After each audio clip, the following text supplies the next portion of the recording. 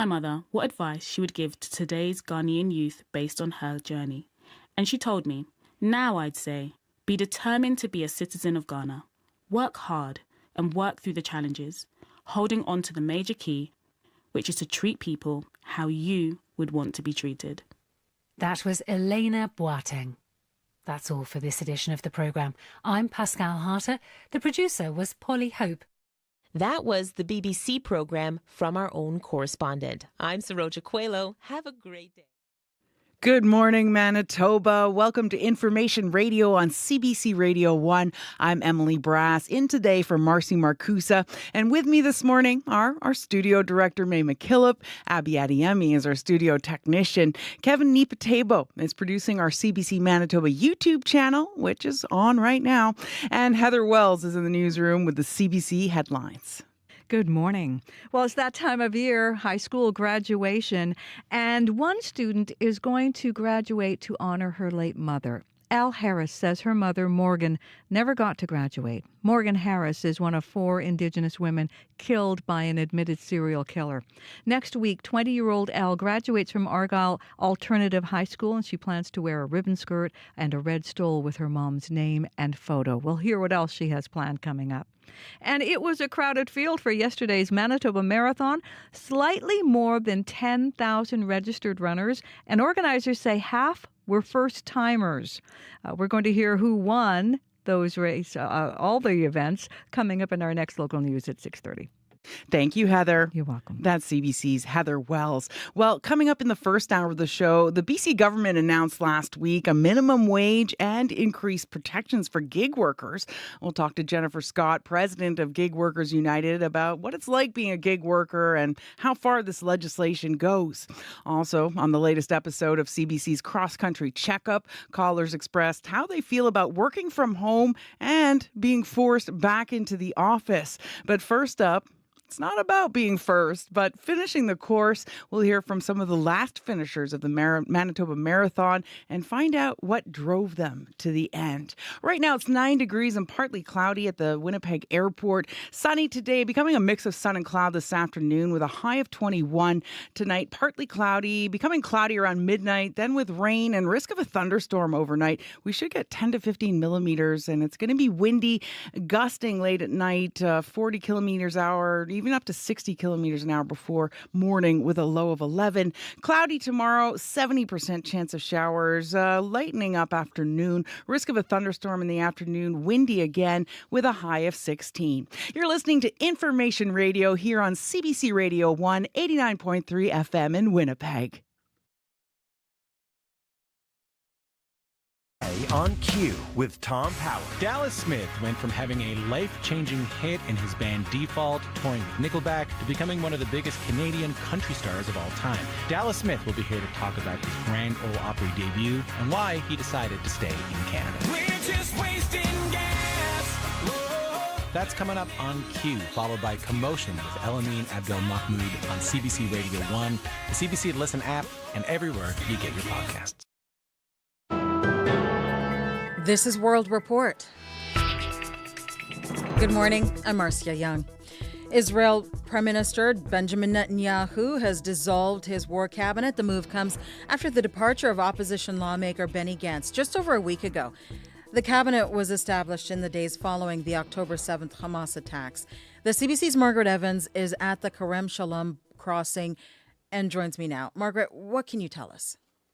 Well, as you say, Marcia, this comes following the departure of the retired General Benny Gantz, who joined the war cabinet, he said, to reassure the Israeli people. This has been expected since that resignation, that there would have to be some kind of shift or response from the Israeli Prime Minister Benjamin Netanyahu.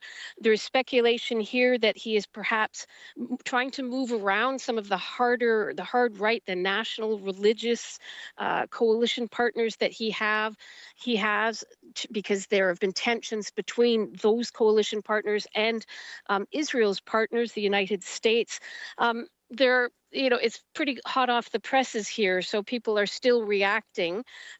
Certainly, potentially an effort by the Prime Minister to consolidate his power. There have been tensions between the Israeli government and the Israel Defense Forces. We've actually been spending time this morning at the Kerem Shalom crossing with the Israel Defense Forces, or showing journalists around. I did ask the chief spokesperson for the IDF, Daniel Hagari, what his response was to the dissolution of the war cabinet, what impact that might have on Israel's defense forces and its prosecution of the war against Hamas in Gaza. Here's what he had to say. We're working according to the chain of command. This is a democracy. We will keep on doing so. And if the members of the cabinet are being changed, this is the decision of this democracy, of this cabinet, of this prime minister. And we will keep acting according to the cabinet, according to the law. So, Marcia, you seem to be getting the message there, and from some of the analysts here, that it won't necessarily impact the course of the war. It certainly complicates the political picture for the Israeli Prime Minister Benjamin Netanyahu. This is a week of protest here against him in Israel by people who want to see him negotiate a ceasefire for the return of the Israeli hostages. All right. Thank you for the update, Margaret. You're welcome. The CBC's Margaret Evans at the Kerem Shalom crossing at southern Gaza between Israel and Egypt. The fire burning on the doorstep of Fort Good Hope, Northwest Territories, has now grown to 9 square kilometers in size. It started Saturday and is believed to be human-caused. Fort Good Hope is a flying community. It's now under an evacuation order. The 500 people who live there were told to leave. As Kate Kyle tells us, some left by air, some by boat, and they are waiting for updates. Look at that! Thelma Tobac's last view of her community, plumes of thick smoke billowing over homes. Tobac is among 100 people who fled Fort Good Hope by boat to a nearby fish camp. Couldn't wait any longer because I just left and decided to jump on a boat. It was heartbreaking, not knowing what it could reach our homes. Planes ferried more than 200 evacuees to Norman Wells on the Mackenzie River, another flying community this time of year. People are staying in hotels, with family, and on cots at the community center. At the school, evacuees are taking in music and a meal. George Grandjam is among them. You look into the faces of a lot of the evacuees here, they're really worried and concerned because they have a lot to lose. Sarah Baker is a volunteer from Norman Wells. I know there's some emotions that are running high. You still have to try and focus on what you can do to support the evacuees coming into our community. With no rain expected for Fort Good Hope in the coming days, fire crews are expecting the week ahead to be challenging. Kate Kyle, CBC News, Yellowknife. Hundreds of Sikhs are gathering in Surrey, BC over the next 2 days. They are commemorating the life of a high-profile Sikh activist who was shot dead last June. His murder raised tensions between the Canadian and Indian governments. And as Yvette Bren tells us, the community in Surrey is still on edge. This is an awakening for the whole world to understand. Hundreds of Sikhs are gathering to remember Hardeep Singh Nijjar. Gurpreet Singh is spokesperson for the Guru Nanak Gurdwara, where the Sikh leader was shot. Because of his blunt and clear message that he was giving, he was killed at the hands of the Indian state. Gurpatwat Singh Panu of Sikhs for Justice in Washington, D.C. believes despite 4 arrests, others who orchestrated the deadly attack have not been caught. You might escape the Canadian justice, but Sikhs for Justice is going to follow the international laws, and we are going to hunt, and we're going to hold them accountable wherever we find them. Nijjar was shot on June 18th last year as he drove out of the Gurdwara parking lot. His killing sparked protests like this one in Ottawa. Then in September, Prime Minister Justin Trudeau confirmed the possible involvement of the Indian government in Nijjar's death. Canadian security agencies have been actively pursuing credible allegations of a potential link between agents of the government of India and the killing of a Canadian citizen. Mugshots of 3 of the 4 men accused in Nijjar's shooting are now on display outside a Surrey Gurdwara, right beside the face of India's Prime Minister. RCMPs say the homicide investigation into Nijjar's death and whether others were involved remains active. Yvette Brent, CBC News, Vancouver. An Indian man suspected of unsuccessfully plotting to kill a Sikh activist on U.S. soil has now been extradited to the United States. Nikhil Gupta was reportedly extradited from the Czech Republic. U.S. prosecutors allege he was plotting with the Indian government to kill another Sikh activist who lives in the U.S. The Bureau of Prisons website shows he is being held in a detention center in Brooklyn. Advocates say women at an Ontario jail are not getting proper access to menstrual products. They say some inmates at the Kenora District Jail are having to wait for hours, and the items provided are poor quality. As Sarah Law reports, there's now a push for better education among correction staff. They don't need it hours later, they need it now. First Nations women's advocate Tanya Cameron of Kenora says correctional officers need to learn how periods work. Inmates at the jail told her the pads they're given aren't absorbent enough. The tampons don't have applicators, making them hard to use, and getting products from staff can take hours. So if a woman's asking, please give it to them. Kiiwetinoong MPP Sal Mamakwa invited Cameron to the jail to meet with female inmates. He says more than 90% of the jail's inmates are Indigenous. We need to provide more service to them. We cannot forget these people. Lindsay Martin is with the Council of Elizabeth Fry Societies of Ontario. It supports women and gender diverse people in the criminal justice system. Martin says a lack of gender-responsive care is unacceptable. If you aren't able to care for the needs of that population, then we shouldn't be incarcerating them. A spokesperson for the Ministry of the Solicitor General says the jail has enough menstrual supplies to meet inmates' needs. But Cameron says it's not about supply. It's about better quality products without wait times. As Anishinaabe, we have moon time teachings, and that's a sacred time, and that indignity is not right. Cameron says she'll add money to inmates' accounts so they can buy better products at the canteen. She also wants to donate period underwear, which can be washed and reused. Sarah Law, CBC News, Thunder Bay, Ontario. Warmer temperatures in the Atlantic Ocean are boosting the number of jellyfish in Charlottetown. The influx of the slippery species has arrived early this year. Some climate experts say this could be a sign of a bigger environmental issue. Sheehan Desjardins has the details.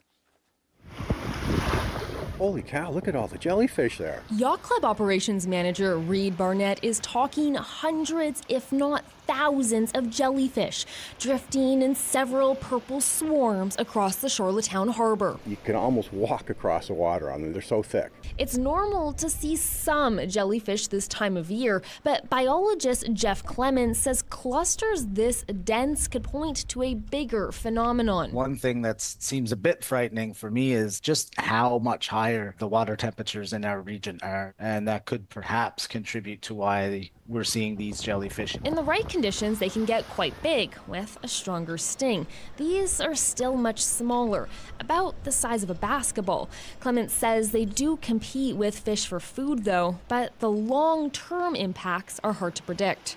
Sheehan Desjardins, CBC News, Charlottetown.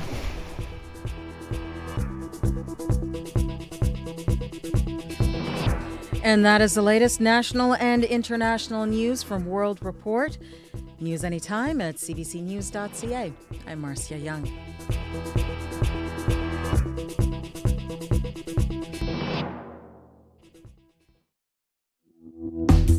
Good morning, Manitoba. You're listening to Information Radio on CBC Radio 1. I'm Emily Brass, filling in today for Marcy Marcusa. Here's what's coming up on the show. Improving wages for gig workers. We'll hear about new legislation in BC aimed at doing that and whether it goes far enough. On the latest episode of CBC's Cross Country Checkup, callers expressed how they feel about working from home and about being forced back into the office. CBC Indigenous is celebrating Indigenous First this month. Coming up, we'll speak with the producer of a new series about inventors, free climbers, Olympians, and more. And coming right up, it's not about being first, but finishing the course. We'll hear from some of the last finishers of the Manitoba Marathon and find out what drove them to the end. All that and more coming up on Information Radio. 11 minutes after 6 o'clock, time for news headlines with Heather Wells. Good morning. Well, a Winnipeg facility that creates medical isotopes to detect cancer has failed another Health Canada inspection, the 5th in the past decade. The regulator found 5 deficiencies at the Winnipeg cyclotron facility during its latest inspection. We'll hear from a nuclear medicine doctor at the Health Sciences Centre coming up. And thousands of people in Western Manitoba lost power yesterday as strong wind caused what Manitoba Hydro says was significant damage, and it knocked out power to homes in the southwest last evening. Hydro posting prolonged outages were expected to affect customers in Brandon, Killarney, Dauphin, Swan River, Neepwell, Russell, Verdon, Portage La Prairie, all those areas, problems with power overnight. And this morning, the wind warnings have moved north to Churchill and Gillam and those areas. So we'll hear more in our next local news coming up at 6:30. Boy, it's sure been a windy spring, hasn't it, It's Heather? like relentless. I know. It's like I have to check my balcony every day and make sure nothing's blown away. Batten down the hatches. Exactly. Thank you, Heather. You're welcome. That's Heather Wells from the CBC News Desk. And Abby Adeyemi joins us now with a look at the weather. Good morning, Abby. Good morning, Emma. I'll tell you, we're still going to get more winds because boy. Let's even just take a trip to the northern part of the province where we already have a wind warning effect, which has been issued for areas like Gillam, Shamattawa, Churchill, and York. And it has it that it's going to be strong, it's going to be gusty, it's going to be coming from the west with gusts all the way down to 90 clicks. So it's really going to be breezy. Just expect that to begin sometime this morning, and the strongest expected to peak by mid-afternoon before gradually subsiding in the evening period. Now, I need to tell folks in the north, these strong winds can potentially cause damage to soft shelters, tents, and outdoor events. So if you notice it's windy, I'll just tell you, go inside and stay safe. But be prepared. It's going to the north is going to be seeing some heavy rainfall and some strong gusty winds like today. So brace for that. But right now, let's come to Winnipeg. It is 11 and partly cloudy in the city. For today, we can expect sunny skies. Then we'll see a transition to a mix of sun and clouds around the afternoon period. Our high for today will be reaching 21. And if we take a peek into the evening period, it will be partly cloudy, becoming fully cloudy near midnight with rain expected. And there's a risk of thunderstorm overnight with rainfall amounts between 10 to 15 millimeters. Also, we'll get some winds picking up, becoming breezy late in the evening and windy by tomorrow morning. But right now, Winnipeg, we are at we're at 11 degrees rather. Light breeze from the southwest right now under partly cloudy skies. We're expecting a mix of sun and clouds and a high for today, 21. Thank you, Abby. You're welcome. Yeah, be careful with all that wind. My goodness, 90 kilometers an hour in the north. I can't even imagine what that might do. May McKillop's here now with an update on the traffic. Good morning, May. Good morning, Emily. Nothing too big to report today. One traffic note, the Louise Bridge between Higgins and Stadacona is closed both ways, so you'll have to find an alternative route. Other than that, nothing to report so far. If anyone is seeing anything out there and they'd like to give us a call, the number is 204-788-3093.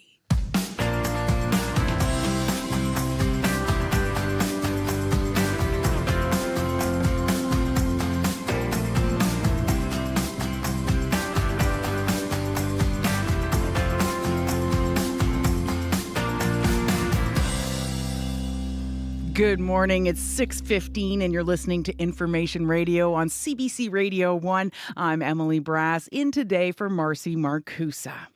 Well, there are many reasons why some people choose to be part of the Manitoba Marathon. The annual Father's Day event wrapped yesterday with the full marathon winner for the men's, Andrew Taylor from the U.S., who finished first. Winnipeg's own Dawn Neal won the full women's for the second year in a row. And 2 Olympians, Cameron Levins from BC and Natasha Wodak, won the men's and women's half marathons. But it isn't always about winning, says volunteer Alan Finkel. He spoke to CBC's Jim Agapito yesterday at the finish line. Now, Alan, you used to be the race director here? Oh, a long time ago in the 1980s. Yeah, 6 years. Best job I ever had in my life. Ran in the first marathon in 1979, and I remember what it was like to have people greet me at the finish line, tell me I could stop running, hug me, reminded both how hard it was and how amazing it was. Now I'm a volunteer at the full marathon finish line, putting medals around people. I understand what a huge change in life it can be for people who've actually completed the full marathon for the first time. And that to me is my happiest place. That was CBC's Jim Agapito speaking with volunteer Alan Finkel. Jim also hung around the finish line to talk to some of the last finishers.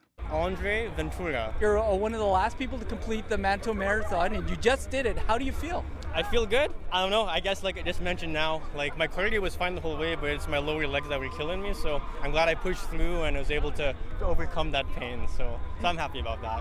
It was a mental talk like the whole way through, I think. Yeah, I'm ready to go home, take a shower, maybe take a nap. I feel really good though. I feel amazing. It is my first one. I was a bit silly. I didn't do too much research or training at all. I just kind of dived into it a bit blind. But yeah, here I am. So there you go. My name is Dan Iverson Pasco. This is your first marathon, correct? Yeah, my first. One of my friends asked me if I wanted to do it. And honestly, I'm not really a runner. But I think it was really fun. It's a way to keep focused, have something to strive towards. And I think maybe next year I'll probably do it again. So you're not a runner and you decide to run a full marathon? Yeah, but I only had about a month or so of training.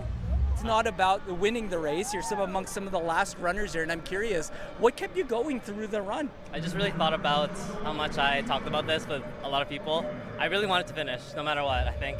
Even if I don't get, a fast time, that's not really the end goal, I guess. I just wanted to finish, yeah. Carissa Kirkup. I feel tired, but very happy.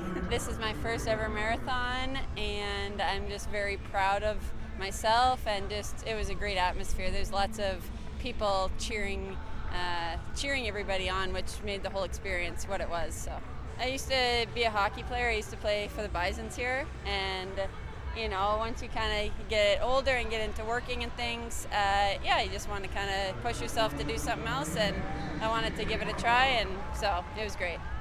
Is this something that you would do again? Yeah, probably someday.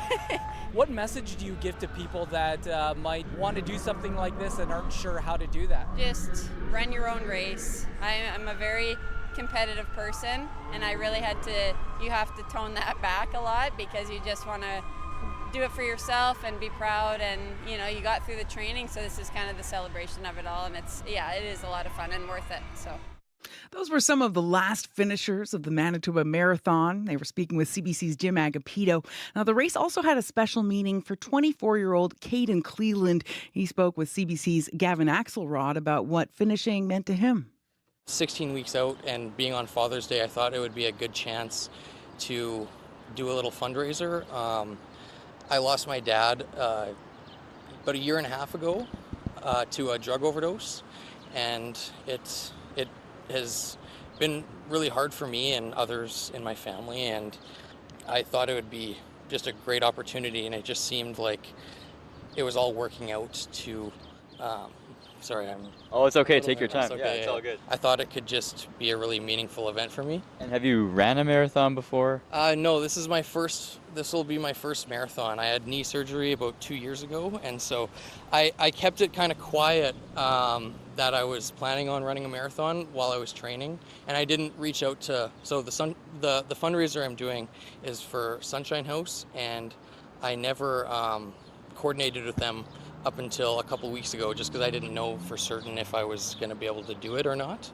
What does your family think about what you're doing? I think they've been really proud. I've received really awesome messages, and they've been super supportive and have really been behind me with everything I've been doing. And they've just been a great source of support. So it's been awesome. So when your dad passed, was he in Alberta or? Yeah, so he passed away in Calgary. I got a call one day from my mom. Growing up, we were super close. My mom had me when she was young, and my parents weren't together for too long. But growing up, it was kind of going back and forth. I spent every other weekend at his house, and we had a really good relationship growing up. And I would say up until I was about 15, he was the craziest guy. Like, he loved to do so many different activities. He got a divorce, and since then I think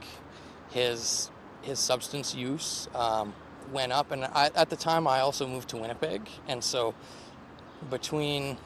I'd say between kind of his substance use and just the distance between us, it drove a bit of a wedge between us. Not that our relationship wasn't good, but we didn't get to see as much of one another, and it was hard too. Like it made for environment that I didn't really want to put myself in at times, and I regret that. Being exposed to substance use and addiction, I would say it kind of just taught me to be a bit more weary of like what I'm getting myself into, and be a bit more conscious of like the consequences as well. How was the run? It was honestly perfect. I couldn't have asked better. I had a goal of sub 4 hours, and I think I crushed it. I don't know. I forgot to start my Strava, but I definitely beat the sub 4 hours. I started with the 4 hour group, and then caught up to the 3:55, and then passed them. And really, the last 5 miles, I started to cook, and I really I had my family in the mind the last 5 miles, and it was awesome. How did it feel when you crossed that finish line? It's so good. It's been an emotional week, and it was perfect day, so I couldn't ask better. And what do you want to say to your family that supported you and your friends? I love you guys so much, and thanks for everything. Oh, that was Caden Cleland speaking with CBC's Gavin Axelrod. And boy, can you tell a difference in his voice from before the race and after the race. For more on the marathon and the stories of some of the runners, visit our website, cbc.ca/Manitoba. I'm Janet Stewart. Monday on Radio Noon, we'll talk with a human resources professional about getting past the software that automatically eliminates a lot of resumes. What questions do you have? What stories about hiring people or searching for a job do you want to share? Join our call-in conversation Monday on Radio Noon, or leave a message now, 204-788-3797. Good morning, Manitoba. 23 minutes after 6 o'clock, and right now it's 11 degrees at the Forks. You're listening to Information Radio here on CBC Radio 1, 89.3 FM in Winnipeg, worldwide on the CBC Manitoba YouTube channel and on our Listen app. I'm Emily Brass, filling in today for Marcy Marcusa. Well, driving for a ride-hailing app or a delivery service can mean having an unreliable income and low wages. New legislation recently put forward in BC is attempting to change that. It would provide a minimum wage and other protections for gig workers, but advocates say it doesn't go far enough. Joining us now is Jennifer Scott, president of the union Gig Workers United. Good morning, Jennifer. Hi, thank you so much for having me. Well, thanks for joining us. So first off, can you describe what it's like to be a gig worker? Sure. It's really tough. We're out on the road. I deliver on apps like Uber and DoorDash.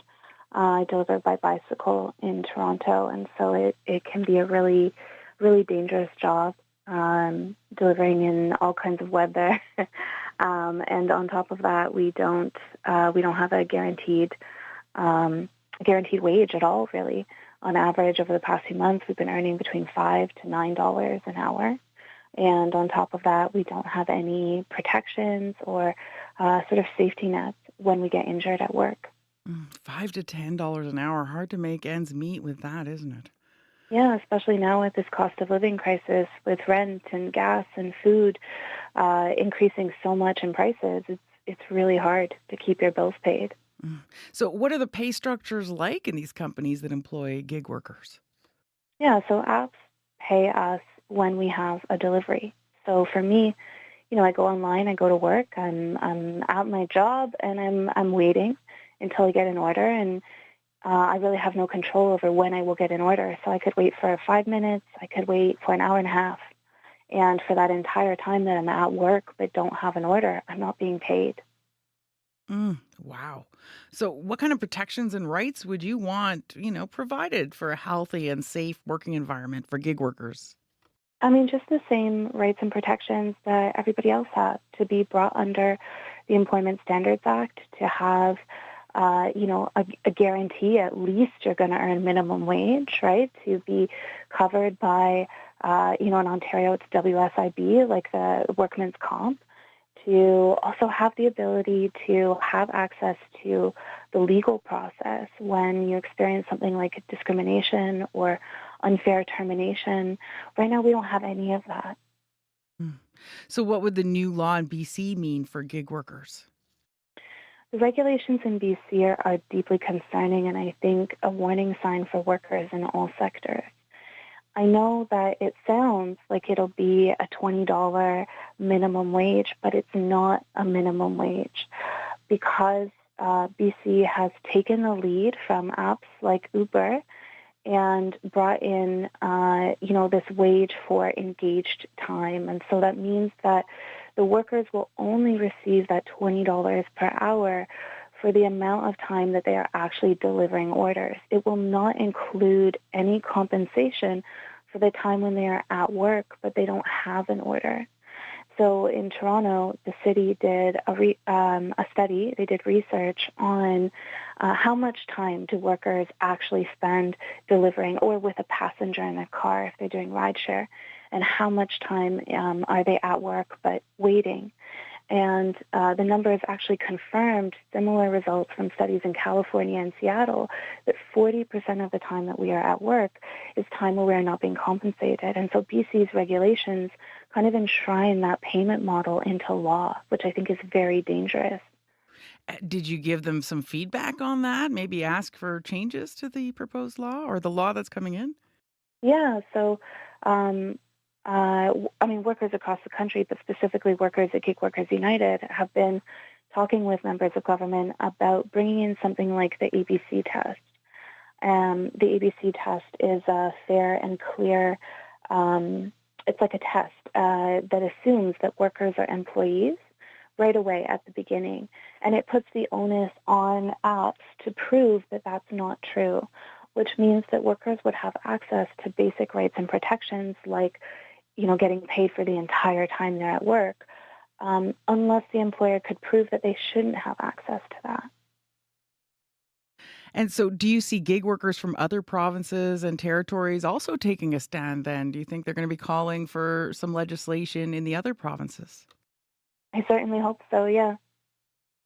Okay, because, weren't there some workers in other places that are already, trying to make changes? Yeah, we've seen workers in BC have spoken up. I can really only speak to what we do in Ontario, though. But I have seen folks in other cities and provinces and territories raising the same issues and wanting the same solution, an end to this unfair treatment, misclassification, and not having basic rights and protections. Well, thanks so much for joining us early this morning to break it all down for us, Jennifer, from the gig workers' perspective. Of course. Thank you for having me. And Jennifer Scott is president of Gig Workers United. It is coming up on local news time. You're listening to Information Radio here on CBC Radio 1, 89.3 FM and 990 AM in Winnipeg, around the world on the CBC YouTube channel and on the CBC Listen app. You can also check us out on our website, cbc.ca/Manitoba. Well, still to come the next half hour of the show, we'll get a business report and hearing about the U.S. looking to make its first interest rate cut in December. We'll also hear about from Cross Country Checkup, callers expressing how they feel about working from home and being forced back into the office. And as well, we're going to hear from CBC Indigenous producer who has a new series that'll be airing all of June about a few of the First Nations, Inuit and Métis trailblazers over the past few decades. The news is next.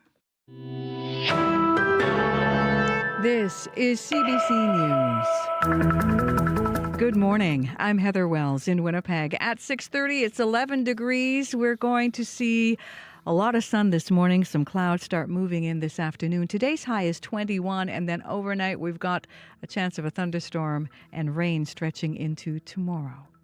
Thousands of people in western Manitoba lost power yesterday as strong wind caused what Manitoba Hydro says was significant damage. The outage knocked out power to homes in the southwest, and yesterday evening, Manitoba Hydro posted on social media prolonged outages were expected to affect Brandon, Killarney, Dauphin, Swan River, Neepawa, Russell Verdon, and the Portage La Prairie area.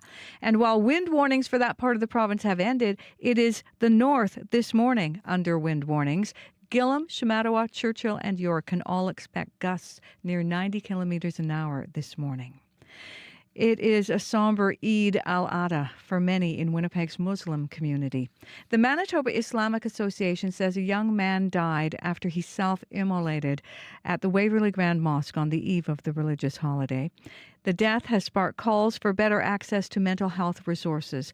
Hakeem Ghulam is with the Islamic Association and is calling for mental health support from governments. We cannot handle these kind of things, individually, right? We need the help of the individuals, families, and more important, our politicians. Ghulam says the community needs to take care of each other more as issues like the war in Gaza impact the mental health of Muslims all over the world.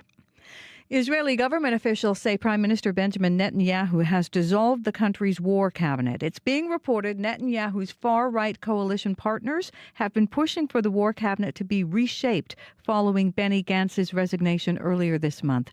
Gantz was the only centrist voice in the cabinet as it carried out the Israeli response to the attacks of October 7th.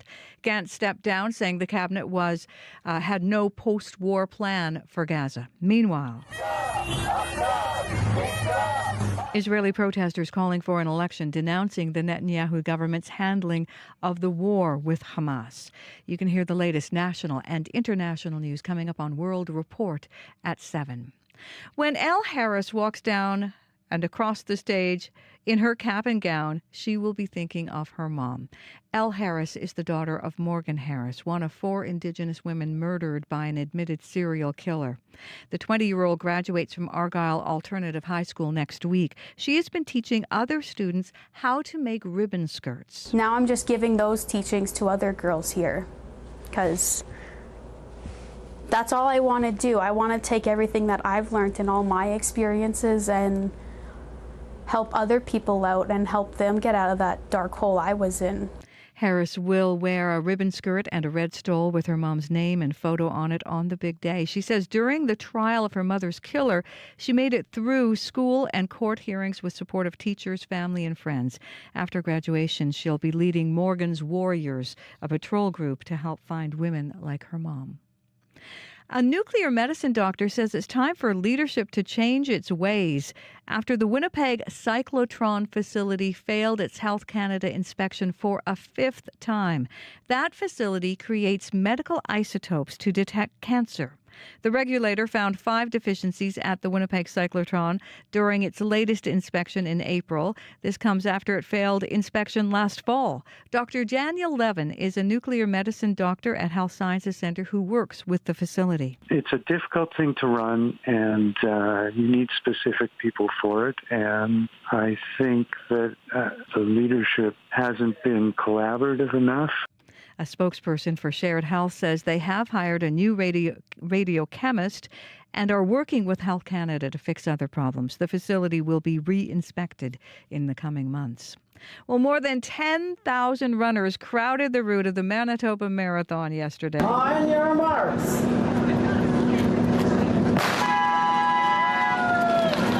Andrew Taylor made the most of his first time in Winnipeg. The American was the top runner in the men's marathon, finishing a hair over 2.5 hours. It's amazing. I came here and just the hospitality has been amazing. And to go out there, just have people cheering the whole way and just to have people try to just encourage you the whole way to finish that off just feels great. Winnipegger Dawn Neal finished as the top women's runner in the full marathon event for a second year in a row. Manitoba Marathon Executive Director Rachel Mundy says half of the registered runners this year were first-timers in the full and half marathons, as well as the marathon relay and the 5K and 10K runs. You can find some photos and more on that story, as well as other news from Winnipeg, on our website, cbc.ca/Manitoba. I get a little tired just thinking about running a marathon. I'm with you. you. Maybe a 5K. Maybe I could handle that. Thank you so much, Heather. You're welcome. That's CBC's Heather Wells joining us from the newsroom. You're listening to Information Radio here on CBC Radio 1, 89.3 FM in Winnipeg. I'm Emily Brass, in today for Marcy Marcusa. And joining me now in the studio is May McKillop, our studio director, who has a look at the traffic. Good morning, Emily. There's not too much to report today. There's one bridge closure. The Louise Bridge between Higgins and Stadacona is closed both ways.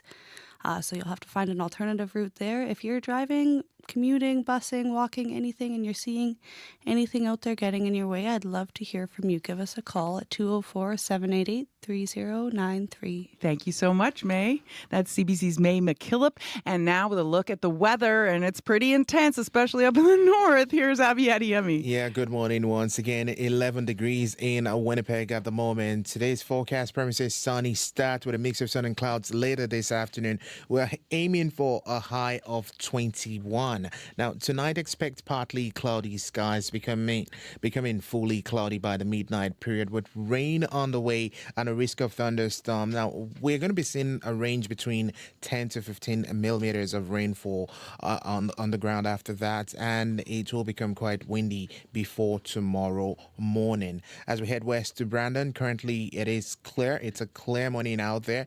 Temperatures sitting at 9 degrees and sunny. It's going to be a sunny morning for folks out there. Then we'll see that transition to a mix of sun and clouds with a chance of showers later in the afternoon. The high will reach 19 degrees.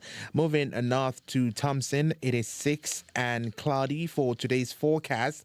We have showers ending this morning, followed by clearing, and then it will be breezy. We are going to be seeing a high of 16. Churchill is currently sitting at 1 with foggy conditions at the moment. We're expecting the rain you're seeing this morning to end by the afternoon period, creating for clear skies. However, we just have to let you know that plus the rainfall warning you have in the northern part of the province, which is affecting Brashear and Trudeau Lake, the heavy rain is expected with amount ranging from 30 to 50 millimeters by the afternoon period. Now, this low pressure system tracking through the area will bring localized heavy rainfall, which should taper off by the afternoon period as the system exits the region. In addition to that, we also have a wind warning, which has been issued for areas of Gillam, Shamattawa, Churchill, and York. And we hear the strong gusty westerly winds with gusts up to 90 kilometers are expected to begin this morning, and the strongest winds expected to peak by mid-afternoon before gradually subsiding in the early evening period. So you need to prepare for not just the heavy rain, but strong gusty winds across the northern parts of the province today. Dauphin is sitting at 8 degrees and sunny at the moment. Gimli at 8 also, and both regions heading to highs of 18 and 20 respectively. Right now, Winnipeg, we are at 11. Thank you so much, Abby. You're welcome. Man, 90 kilometers an hour gusts. You got to watch out for things flying through the air. So be careful up there. 6:39 right now. You're listening to Information Radio on CBC Radio 1, 89.3 FM in Winnipeg, as well on our CBC Manitoba YouTube channel and on the CBC Listen app. I'm Emily Brass. Time now for business news. Phil DeMont joins us from the CBC Business Desk. Hi, Phil. Hi, Emily. So the U.S. is looking to make its first interest rate cut in December. Canada, of course, made its first cut this month. What does this tell us about the two economies? Yeah, it's kind of interesting because reports over the weekend have the president of the Federal Reserve Bank of Minneapolis saying a rate cut in December is a quote-unquote good bet. He can't come out and say they're cutting, but it's the clearest indication that the U.S. Fed will drop rates, but only once, and last month of the year. Canada, you're right, already dropped rates this month, 1/4 point. Betting is that the central bank will chop borrowing costs by a further 0.5 percentage point by the end of the year, so 3 times. But it's really a sign that our economies are in 2 different places. At the beginning of the year, the American GDP growth was expected to be under 1%, something like 0.75%. It's now almost 2.25%. So it's 3 times faster than where people thought it was going to be. Inflation's roughly where it was or is expected, but the jobless rate lower than economists think is sustainable. Then they worry about wages going up and starting that wage cycle, inflation cycle.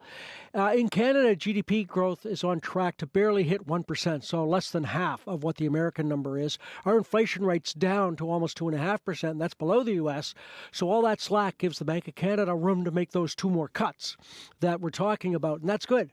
Flip side, though, of that means you got a slower economy, and that means it'll be harder to find a job or get a pay raise this year than in 2023. Bank of Montreal expects the third quarter unemployment rate to be a full percentage point higher this year than the same time in 2023, and that's not good news. So on the one hand, you're going to have lower rates. On the other hand, you might kind of need them because your economic prospects might be a bit harder. So shifting now to an interesting trend, the price for a used electric vehicle is now less than a conventional car. Is that more trouble for the EV sector? You can make that interpretation, but I think it's more of a market correction. In last June, if you were shopping for a used EV, you'd pay about 25% more than for a gas-powered ride, wave of the future and all that kind of stuff. Now, though, you pay 10% less than a conventional car. Go to Tesla, where it's a higher price thing. The difference is even greater. May 2023, you would have paid $2,500 more for a pre-owned Tesla versus a BMW. Now you're going to pay $5,000 less for the same Tesla versus the same Beamer. Now, we know electric vehicle producers have been cutting production. That's because demand isn't where they thought it was going to be. But here's why I think it's more of a market correction. For one thing, there are more used electric vehicles up for sale because there's more EVs on the road. People using them up, trading them in, that kind of stuff. So you've got a larger supply. That drives prices down. Also, as consumers face higher prices kind of everywhere, the demand for high-end electric vehicles like Tesla, mainly like North American cars because they're higher priced, might be shrinking. That's why the cheaper electric vehicles out of China are gaining traction in that market and some other markets. But the demand for electric vehicles worldwide expected to go up 20% this year. That's a decent number. What might be changing is the price point. Not as much high-end demand, maybe some more mid-price demand. Okay, car shoppers take note. Now on to a sweet topic. We know world chocolate prices are at all-time highs. What does that mean for your favorite candy bar? I notice when everybody says the word sweet, their voice goes up like, sweet. Ooh, sweet. Likely to mean less chocolate and maybe more palm oil, yum, yum. I know, global cocoa prices have exploded this year. A normal year, you'd be talking $2,500 a ton. It's now $11,000 a ton, so 5 times. Disease and drought have hit the crop in West Africa. That's 75% of the world's output. But here's where it's different. In recent months, consumers in Canada and the U.S. have been far more reluctant to pay higher prices at the grocery store. So bigger companies like Hershey's and Mars, they're okay for this year because they have locked-in contracts. But next year, they're going to have to find ways to cut costs or face lower demand. Smaller companies might be showing the way. J&J, it's a company which makes dipping dots. If you know those, I know what that is. They're trying to find savings now. So they make a chocolate-filled churro.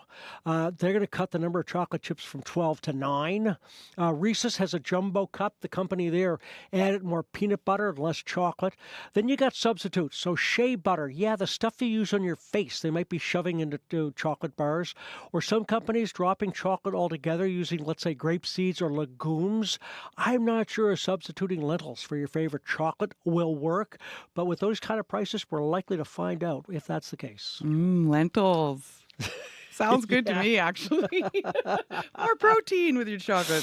What's not to love? So how are the overseas markets doing so far, Phil?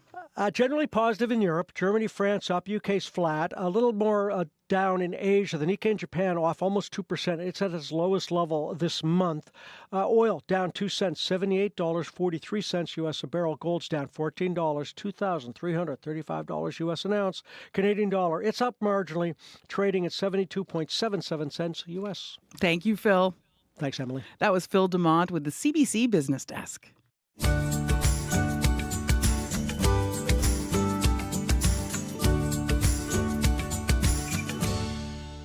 Coming up on 6:45, and you're listening to Information Radio here on CBC Radio 1. I'm Emily Brass. Well, the shift to working at home during the pandemic didn't change just how we did our jobs. It It also had a big impact on our work-life balance, the bottom line for businesses, and the culture of cities.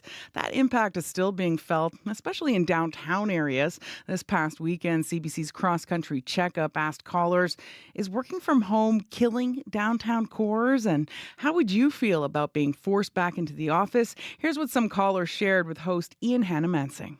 I know it's a privilege, but I love working from home. It would take me 3 hours to commute, Ian. Now it's down to, going down the stairs and setting up my computer. And it makes a huge difference. Because of that work-life balance, I'm actually able to go to a gym, so I'm healthier. But in Toronto, both the former mayor and the current mayor have talked about having us come back in. And I feel when that said, it's like I'm a walking wallet. Like I'm going to go to the Eden Center. I'm going to go to a show. And it's really expensive going downtown. There's no understanding of our bottom line. I used to have the opportunity to go to an office. I now work for an American firm, and there is no office to go to. There are times when I wish I could go into the office to see my colleagues, to have lunch with them. Mm-hmm. I can do my job very effectively from home. There is no need to be in the office. But like I said, I can understand the importance and the value of going in, but you just don't need to be in the office 100% of the time.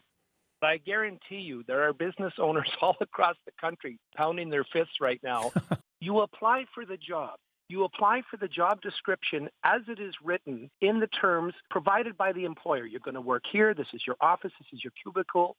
And now, I kind of like working from home. Well, that's great, and I understand that. But if you applied for a job in an office or a factory or a cubicle or an outhouse for that matter, just because COVID came and went, if employees got to make those decisions, they wouldn't be employees.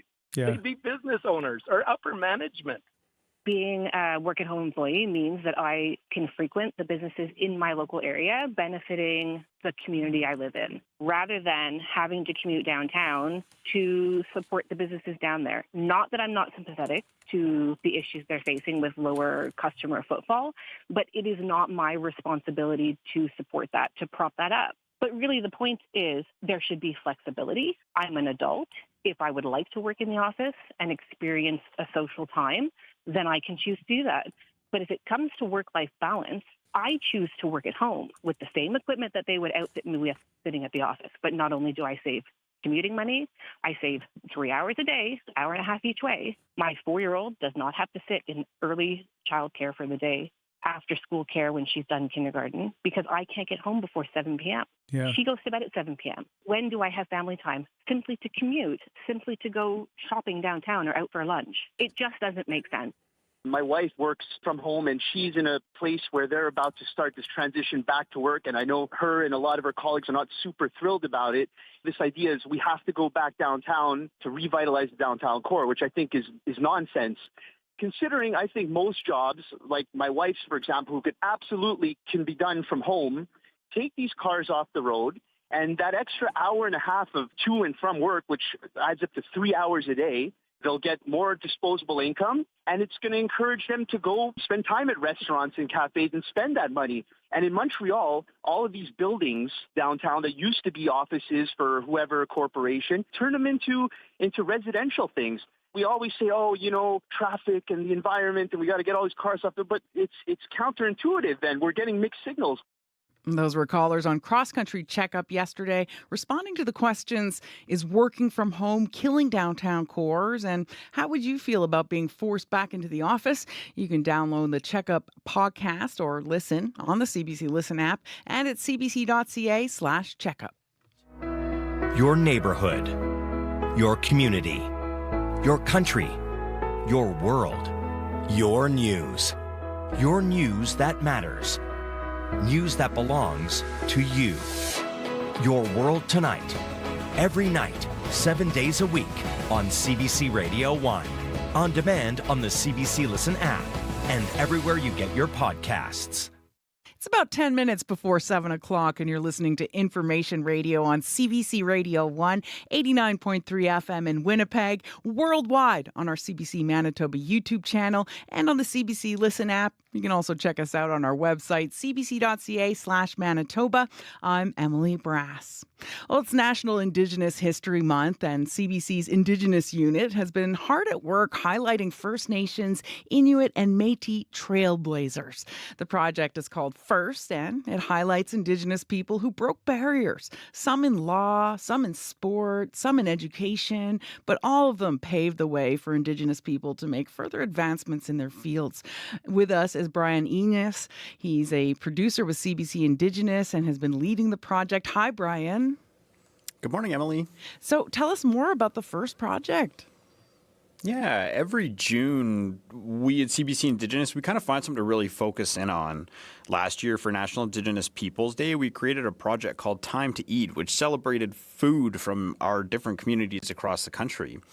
This year, we wanted to reflect the entire month, and we did so with National Indigenous History Month. And we think that there's really no better way to do that than to celebrate First Nations, Inuit, and Métis firsts, like the first gold medal winners, or the first Indigenous woman to cast a vote in a federal election, or some of the first Indigenous lawyers and judges out there. Yeah, so tell us about some of the stories you've published already. Yeah, we had a chance to meet up with Shirley Williams, who's the first Indigenous woman to use her traditional knowledge to achieve full professor status at a Canadian university. That was at Trent in Peterborough. And we learned about 3 important wampum belts that could be considered some of the earliest treaty agreements between First Nations, as well as between First Nations and European settlers. We learned about some Indigenous inventions, specifically EGOC, which are among the first sunglasses, and they were invented by the Inuit. And we learned about Simcoe Kerr, Harry Laforme, and Michelle Abonswin, who've accomplished all kinds of different firsts in the legal world. But there's one story that really stuck out with me so far, and that's we've learned about Shaw Claude, or Kate Carmack, who actually played a very important role in the Klondike Gold Rush. Some people might be aware of the story of Skookum Jim or his relative Dawson Charlie, both of which are credited with discovering gold and the first gold nugget that started the gold rush. But the whole reason they were actually out in the wild in the first place was to find Shaw, who actually hadn't been heard from for a number of years. Colleen James, who's Shaw's great-great-grandniece from the Doclawady clan in Carcross Tagish First Nation, shared her story with us. And some articles don't even mention her, you know, they're always mentioning Skookum Jim and Dawson Charlie, but she was the catalyst, she was the reason, she's the gold in the story as far as we're concerned here in Tagish-Kwan country, up here in Carcross. She's the gold of the story, right? She's the reason the Klondike Gold Rush started. That's Colleen James, who's Shaw's living relative, and she shared her great-great-grand-auntie's story with us. She really says that without Shaw, we wouldn't know the Klondike Gold Rush as we do today. She's the gold, like Colleen said. That was nice. So why do you think it's important to share these types of stories during National Indigenous History Month? No, we Indigenous people have accomplished a lot, and I think that people need to know that. It's taken us a lot to achieve what we have already and what we're still achieving to this day. I think that stories like these are important to celebrate all of the achievements or milestones, the people who've accomplished them, but also it's a great chance to educate Canadians about our place in history too. Yeah, I'm already learning a lot through this interview. So what other stories are set to come out this month? We're going to look at Louis Sauk Alexis, who's the first Native American man to play in Major League Baseball, and a couple other firsts from the ball diamond. We're going to learn about a man who's nicknamed Eiffel Al, and he's the first Indigenous person to free climb the Eiffel Tower in Paris. And today, actually, we're sharing the story about Manitoba's first outlaw, who's a Métis man named Gilbert Godin, and we did that through a conversation we had with his descendant, Will Godin. Will told us that he likes to reflect about his relative. His relative was actually a fugitive from the law on multiple different occasions after his first arrest for a murder in 1877. And Will says he takes the good with the bad. Gilbert's story kind of provides a bit of a different perspective for what kind of life a Métis man in that era of history would live compared to Louis Riel or Gabriel Dumont, two very prominent Métis figures of that time. He also was in this time and place where huge things were happening around him. You know, it may have influenced things, it may not have, but we can see the time through a different perspective of the everyman who was not Riel, who was not Dumont, who had issues, but lived the life of an actual Métis person.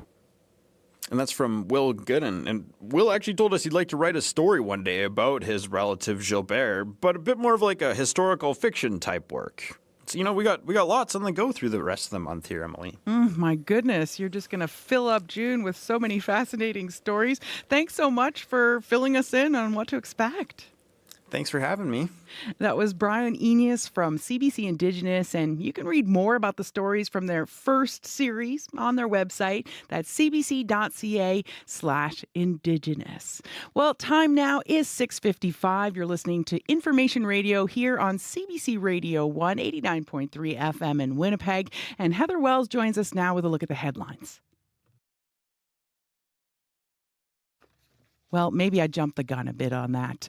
Right now, we're coming up on News Time. I'll tell you a bit about what's to come on the show. Well, when he became Prime Minister in 2015, Justin Trudeau's refrain, sunny ways, signaled a new era of positive politics, and that earned him adulation at home and abroad. Fast forward nearly a decade later, and most polls signal he'll lose the next federal election to Conservative leader Pierre Poilievre. So what happened? We're going to ask political reporter Stephen Marr, who just published his book, The Prince, The Turbulent Reign of Justin Trudeau.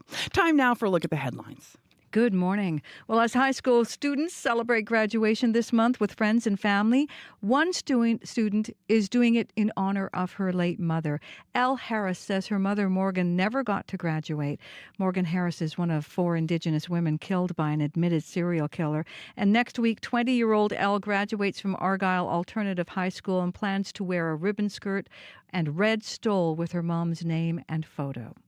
A Winnipeg facility that creates medical isotopes to detect cancer has failed another Health Canada inspection, the 5th in the past decade.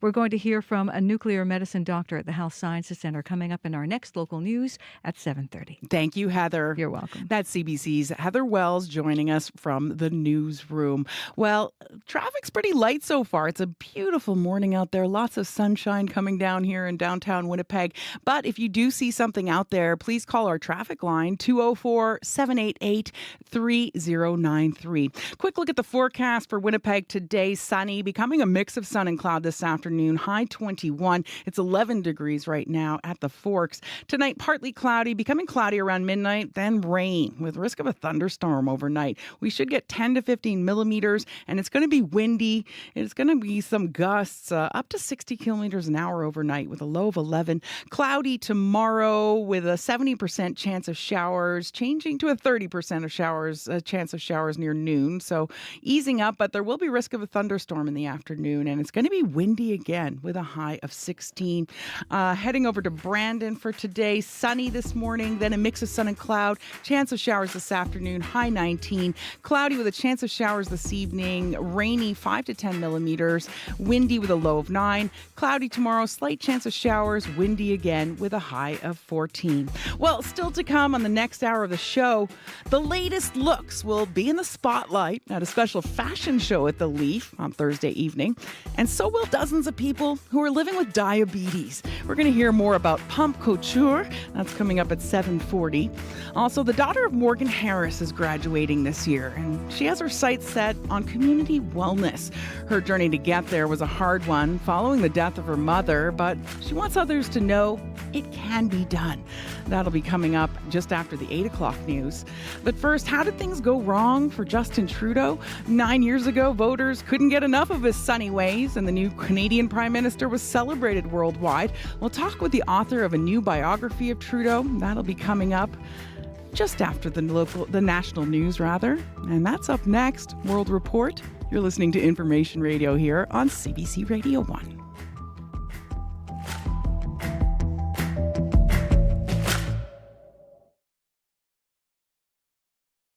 Today on The Current. We lived an hour from the nearest medical care. Turns out I was losing a pint of blood every 10 or 15 minutes. The journalist Sebastian Younger has taken a lot of risks in his reporting on war and in dangerous jobs, but it was an aneurysm that brought him to the brink of death. Sebastian Younger on what happens when we almost die, coming up on The Current. The Current with Matt Galloway. This morning at 8:37, 9:07 in Newfoundland, and on the CBC Listen app. This is World Report. Good morning. I'm Marcia Young. Ukrainian energy officials say blackouts will intensify in the coming weeks. A series of Russian attacks have taken out electricity generators in the country, and Ukrainians may not have power for up to 12 hours a day. The country's military says the situation in Kharkiv has stabilized. Russian forces have not gained any more ground in the area, but as Briar Stewart reports, the nearby city of Vovchansk has been reduced to rubble. Outside of a reception center in Kharkiv, dozens of evacuees from north of the city line up for government aid. Near the back is 72-year-old Yuri. His hands shake when he tells CBC News that he left the besieged city of Vovchansk. For the past month, he was hiding in the basement without power. He was forced to leave when the rest of his house was destroyed 2 days ago. He walked out through the ruined city and was eventually picked up by his grandson on the side of the road. He says some of his neighbors are still in Vovchansk. They're surrounded by street-to-street fighting, and it's not safe enough for them to leave. On social media, a video surfaced of a man claiming to be a Russian soldier in Vovchansk. CBC has not been able to verify the video, but he said his unit suffered heavy losses and lost half of the men on the first night. Ukraine says it's managed to stall the Russian offensive in the north. And the biggest challenge now is trying to hold back Russian troops in the southeast Donetsk region. Briar Stewart, CBC News, Kharkiv. Protesters in Israel are blocking roads. They are denouncing the Netanyahu government's handling of the war with Hamas, and they're staging a week of protests to try and force an election before the October 7th anniversary. An Israeli official confirmed this morning that Prime Minister Benjamin Netanyahu has dissolved the war cabinet. It was created in the early days of the Israel-Hamas war, and it brought together members of Netanyahu's coalition government as well as opposition politicians. But 8 days ago, Netanyahu's main political challenger, Benny Gantz, resigned from the war cabinet. He said the situation in Israel and the decision-making room has changed. At least 15 people are dead after a freight train slammed into a passenger train in India. People take photos of this scene of twisted metal in the country's West Bengal state. Officials say the passenger train was stationary when it was hit. The impact pushed some cars off the track. One carriage ended up on top of another. Several people have been injured. Rescue workers continue to look for anyone who is trapped inside the train cars. Los Angeles County's first major wildfire of the year is growing fast. Crews fought through the weekend to try to control the flames, but the fire is just 2% contained. And strong winds are pushing flames through dry brush in the mountains along Interstate 5. 1,200 campers, hikers, and off-roaders have been ordered out of the region, and other communities in the path of the fire are being told prepare to evacuate. The governor of Maryland will issue more than 175,000 pardons for marijuana convictions. His office has confirmed that today. This will be the largest state pardon ever. Governor Wes Moore will forgive low-level marijuana possession charges, and they will extend to anyone with a misdemeanor conviction for the possession of marijuana paraphernalia. Recreational cannabis use was legalized in Maryland in 2023. Rachel Notley is days away from stepping aside as leader of the Alberta NDP. She held the role for nearly a decade, and as Janet French reports, many Albertans say she fundamentally changed politics in the province. I think we might have made a little bit of history tonight. That was Rachel Notley when the Alberta NDP won the 2015 provincial election, ending more than 43 years of progressive conservative governments in Alberta. Politicos from across the spectrum say Notley's influence in Alberta politics was deeper than one election win. Anne McGrath was a senior Notley government staffer. She says Alberta is now a two-party state, not a conservative dynasty. And I think that that's a huge improvement, that there are options now for people. Conservative strategist Evan Menzies says Notley built the Alberta NDP into a professional machine, one capable of fundraising millions of dollars. What she achieved as NDP leader still remains impressive, and I think it leaves the next leader something to build on. Notley's cabinet was the first in Canada to have gender balance. Edmonton NDP MLA Christina Gray says the leader was relentless about recruiting female candidates in winnable seats. That didn't just happen. That was a choice made by a leader of a party who saw a better way forward. Notley will stay on as an Edmonton MLA for now. She's being coy about her next steps. The Alberta NDP will announce its next leader in Calgary on Saturday. Janet French, CBC News, Edmonton. They can be as small as a grape or as large as a cantaloupe. Fibroids are non-cancerous tumors, and about 70% of women will develop them by age 50. A third of those women will have serious symptoms. Invasive surgeries have been one of the few treatments available. But now new technology is aiming to give women more options. Tashana Reed has the story. It was just dismissed as my period. It's just fibroids. For TV Ontario journalist Nam Kiwanuka, it wasn't just fibroids. The non-cancerous tumors growing in her uterus caused her debilitating pain, heavy menstrual bleeding for weeks, and multiple trips to the ER. I was actually really scared that I would die from this. Her only option, a hysterectomy to remove her uterus. Each year, thousands of Canadians have surgery for fibroids, but newer technologies are providing less invasive options for patients to recover faster. So far, we've done 1, 2, 3, 4. This is our fourth fibroid. Dr. Andre LaRoche is Chief of Obstetrics and Gynecology at Humber River Hospital. Through 2 small incisions, using a laparoscopic ultrasound device called Acessa, he's treating a 51-year-old woman. The device delivers radio waves and heat directly into the fibroid and destroys the tissue. Traditionally, we would have to do some form of larger cut, either removing the fibroids or removing the whole uterus. Dr. LaRoche has done about 100 procedures since the technology arrived in 2022 and is helping train other surgeons. It's now in 8 other hospitals and clinics across Canada, and other treatments are on the horizon. The darker area is the area that we've treated. Scientists at Toronto's Sunnybrook Hospital are developing a treatment using focused ultrasound that avoids surgery altogether. Their latest clinical trial is under review by Health Canada. Researchers hope it will be another option one day. Tashana Reed, CBC News, Toronto. Parts of Ontario are bracing for the first major heat wave of the year. Environment Canada has issued a heat warning for an area from London to Ottawa and north to Sault Ste. Marie.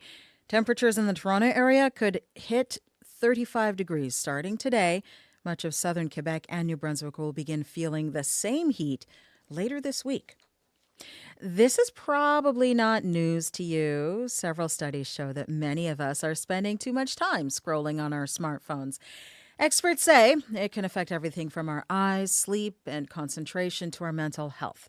Now, some cell phone users are turning to retro technology to help disconnect. Nisha Patel has more. When Kristen Campbell realized she was constantly scrolling, the 34-year-old from Calgary knew it was time to ditch her smartphone. I was trying very avidly to decrease my time on social media. Now she uses a dumb phone, also known as a simple phone or even a boring phone. These basic handsets only offer talk and text and no social media. I think that I just felt a lot calmer and a lot happier. From parents trying to avoid the negative effects of screens on kids to Gen Z users looking for a digital detox, dumb phones seem to be having a moment. Though they only make up a sliver of the mobile market, sales in Canada actually grew by 25% in 2023 compared to the year before. Dumb phones also continued to sell well in Japan, partly because of the aging population. Pascal Forget is a tech columnist in Montreal. Most operators offer dumb phones for less than $100. He says it can be tough to disconnect, but users should reflect on their habits. Does it make me anxious? Does it make me sleep less? If so, you may have an addiction issue with your smartphone, and then the dumb phone might be a good therapy for a few weeks. Because sometimes even a short break goes a long way. Nisha Patel, CBC News, Toronto. That is the latest national and international news from World Report. News anytime, cbcnews.ca. I'm Marcia Young.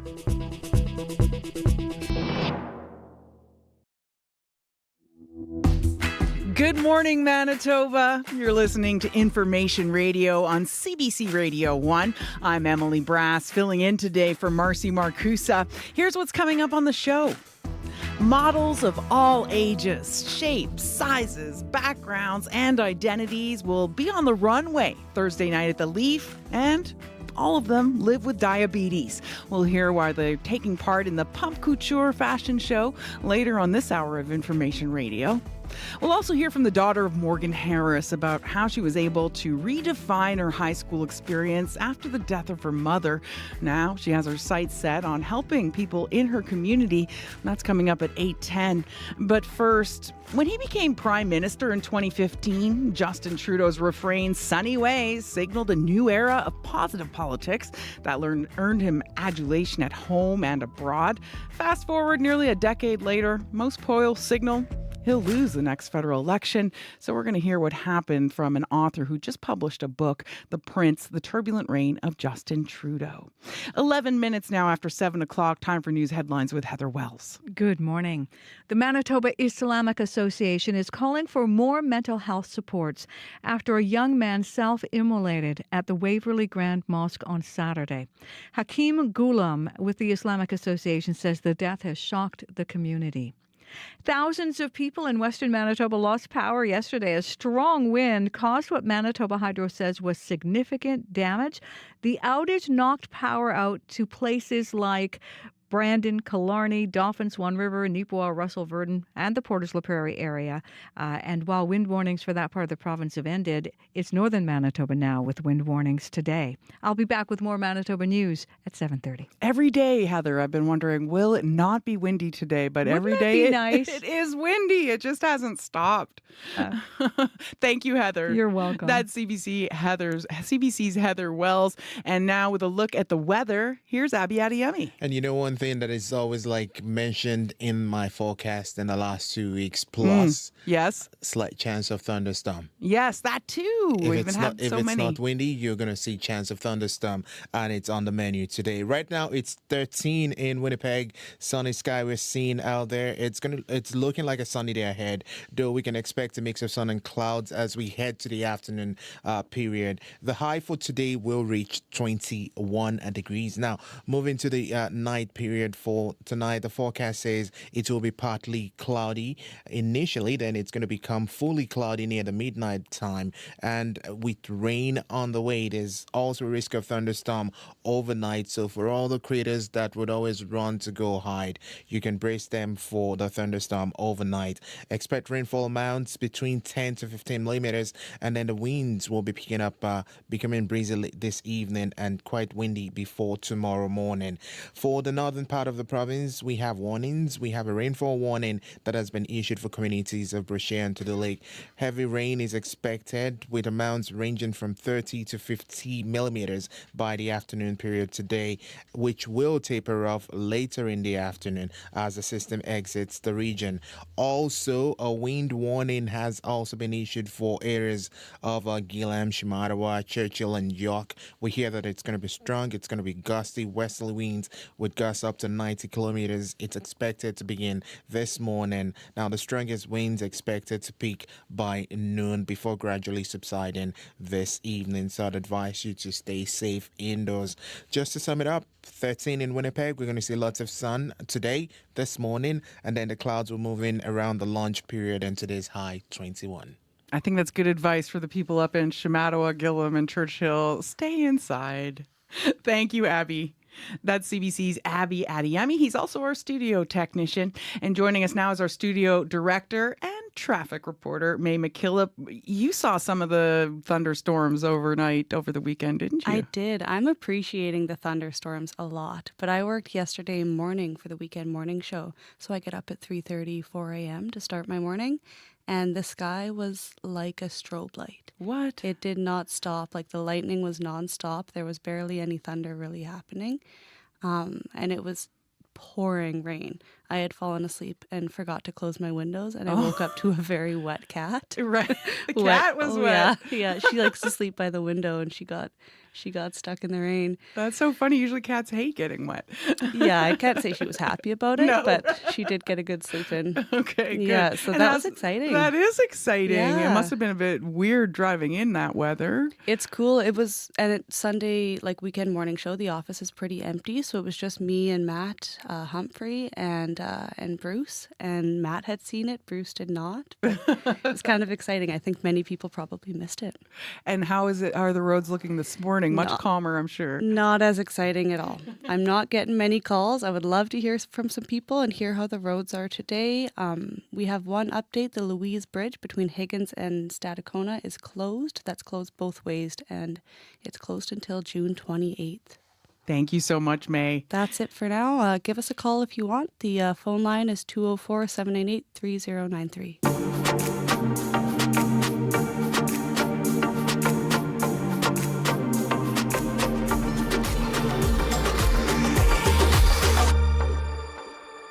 Time now is 7:15, and you're listening to Information Radio here on CBC Radio 1, 89.3 FM and 990 AM in Winnipeg, and around the world on our CBC YouTube channel. That's being produced right now by Kevin Nipatebo. And you can also check us out on the CBC Listen app and on our website, cbc.ca/Manitoba. Well, when he became Prime Minister in 2015, Justin Trudeau's refrain, "Sunny Ways," signaled a new era of positive politics, and that earned him adulation at home and abroad. Fast forward nearly a decade later, most polls suggest that he'll lose the next federal election to Conservative leader Pierre Poilievre. So considering how low Justin Trudeau and his party sit in many national polls these days, the Liberals' message of 8.5 years ago feels like ancient history. Sunny ways, my friends, sunny ways. Canadians from all across this great country sent a clear message tonight. It's time for a change in this country, my friends, a real change. Well, that speech became a symbol of Justin Trudeau's election triumph, but dark clouds have gathered over those sunny ways. Right now, the federal Liberals do not look like they'd be able to hold off Conservative leader Pierre Poilievre from becoming the next Prime Minister of Canada. So how did Trudeau lose all that momentum, and where does he go from here? Longtime political journalist Stephen Marr recently published a book called The Prince, The Turbulent Reign of Justin Trudeau, and CBC's Marcy Marcusa spoke with him last week. Good morning. So let's start with your title, a provocative title. What is it specifically about Justin Trudeau that lends itself to calling him a prince? So the title comes from a story years ago when I was a reporter in Ottawa. I met him before he was in politics in a pub, and I struck up a conversation with him. We had a nice friendly chat. At one point I mentioned in passing his father, and I stopped myself and said, "Oh, that's your dad I'm talking about." And he said, "Oh, I never forget I'm a Trudeau." And he had this kind of regal look in his eye. And I thought, oh, this person is different from most of the people I've met in my life. And when I started to research the book, I found examples of his mother, brother, and wife calling him a prince. So the idea is that it's a frame for thinking about him. He's a princely character with princely courage, princely charisma, princely vanity, princely sense of entitlement. You write about how private and guarded he is, despite his social media persona, and even how some longtime members of his cabinet have apparently felt distant and shut out. How has this part of his personality defined Trudeau's time in office, would you say? It seems like a contradiction because when you see him definitely on the campaign trail or giving speeches, he's energized, he seems at ease. But he's a little more complicated than that. He is an extreme attention seeker. He loves public attention, but he gets kind of drained by one-on-one interactions. And two former cabinet ministers complained, Bill Morneau and Jody Wilson-Raybould, that they couldn't get FaceTime with him. So you see this kind of complicated character who, gets energy and political success through public-facing stuff, but is very different behind closed doors. You do also say in the book that he's been called narcissistic, and not just by critics, but by people close to him. Is that fair? How would you characterize that? It would be unfair for me to say, without having had him on my couch as a psychologist, that he's narcissistic. But there is this kind of very unusual and intense quest for attention that we see as part of his public life and private life. On the other hand, some people who know him well say, oh, that's not really fair. He's a nice man and loves Canada. So my goal is to kind of let readers and listeners decide, but raise it because it's something people who know him say.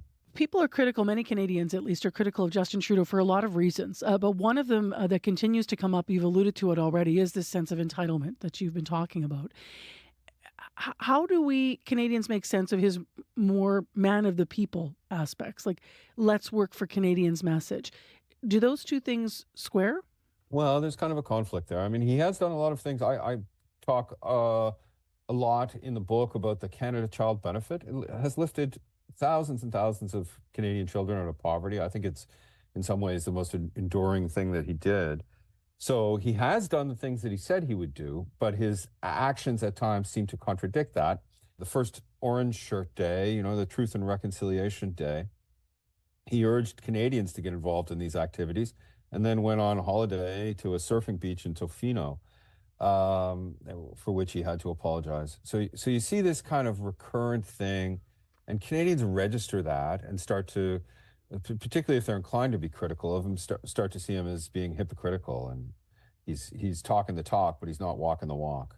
Now, there's criticism, and then there's people that are really hate him. I mean, during the pandemic, and perhaps especially during the convoy protests, I mean, it was apparent some Canadians just can't stand him.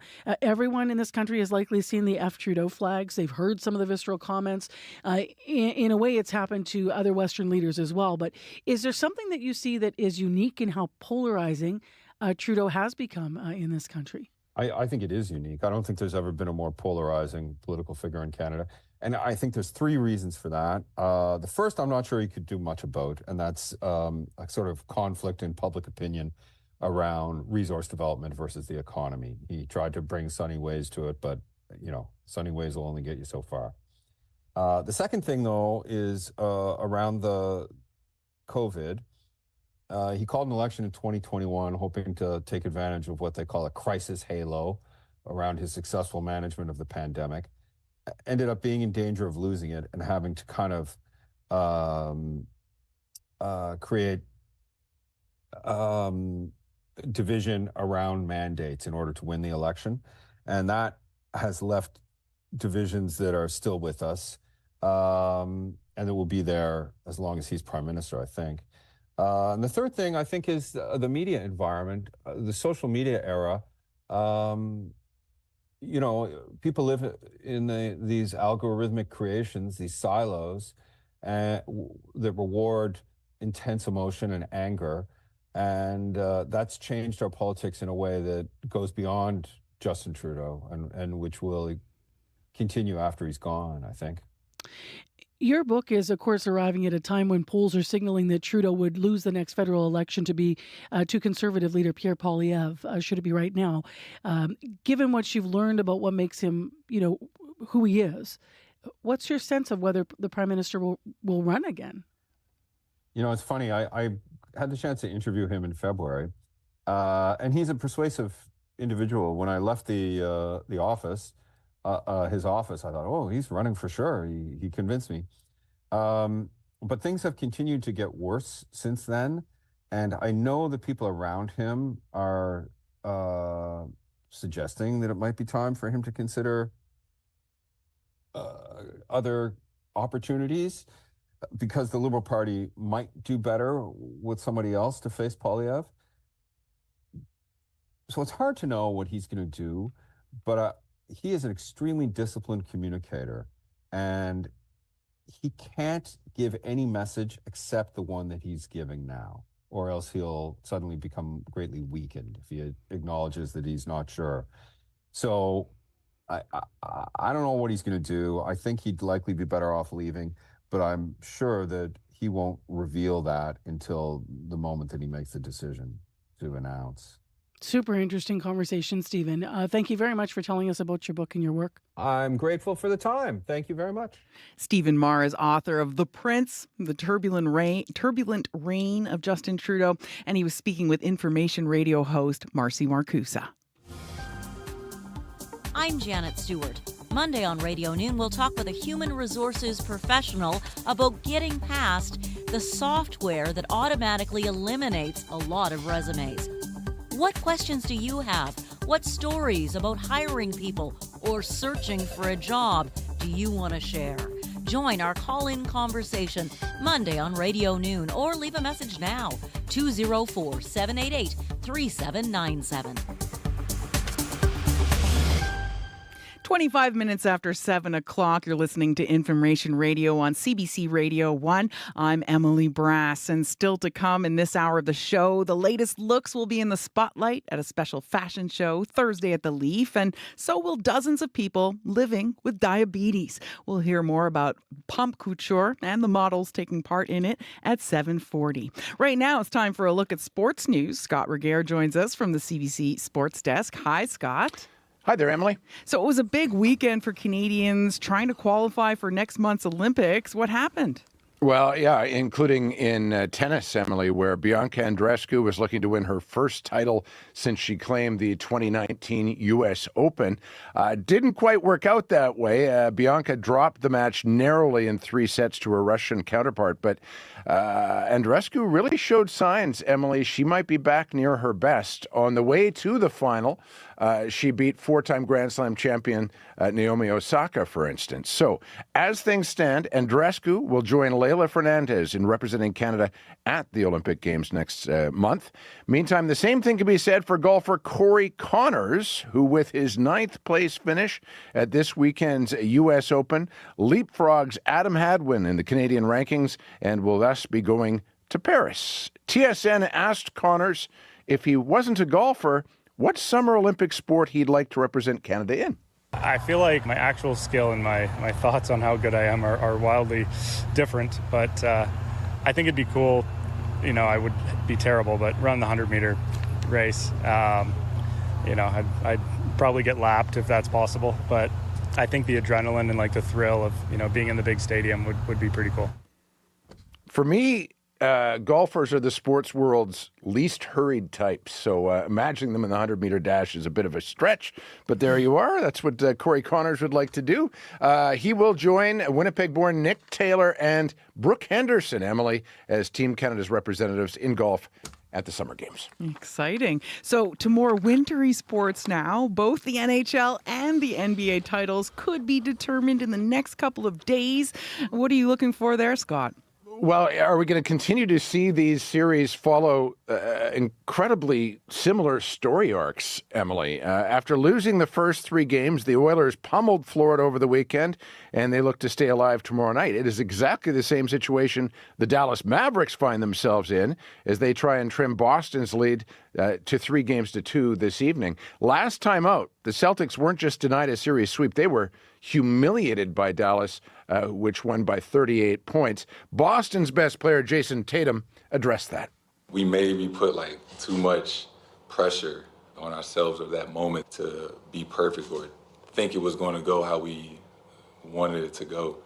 And, you know, Joe did a great job of like reminding us that it's okay to smile during war. It's okay to have fun during high pressure moments. That's what makes our team unique and special.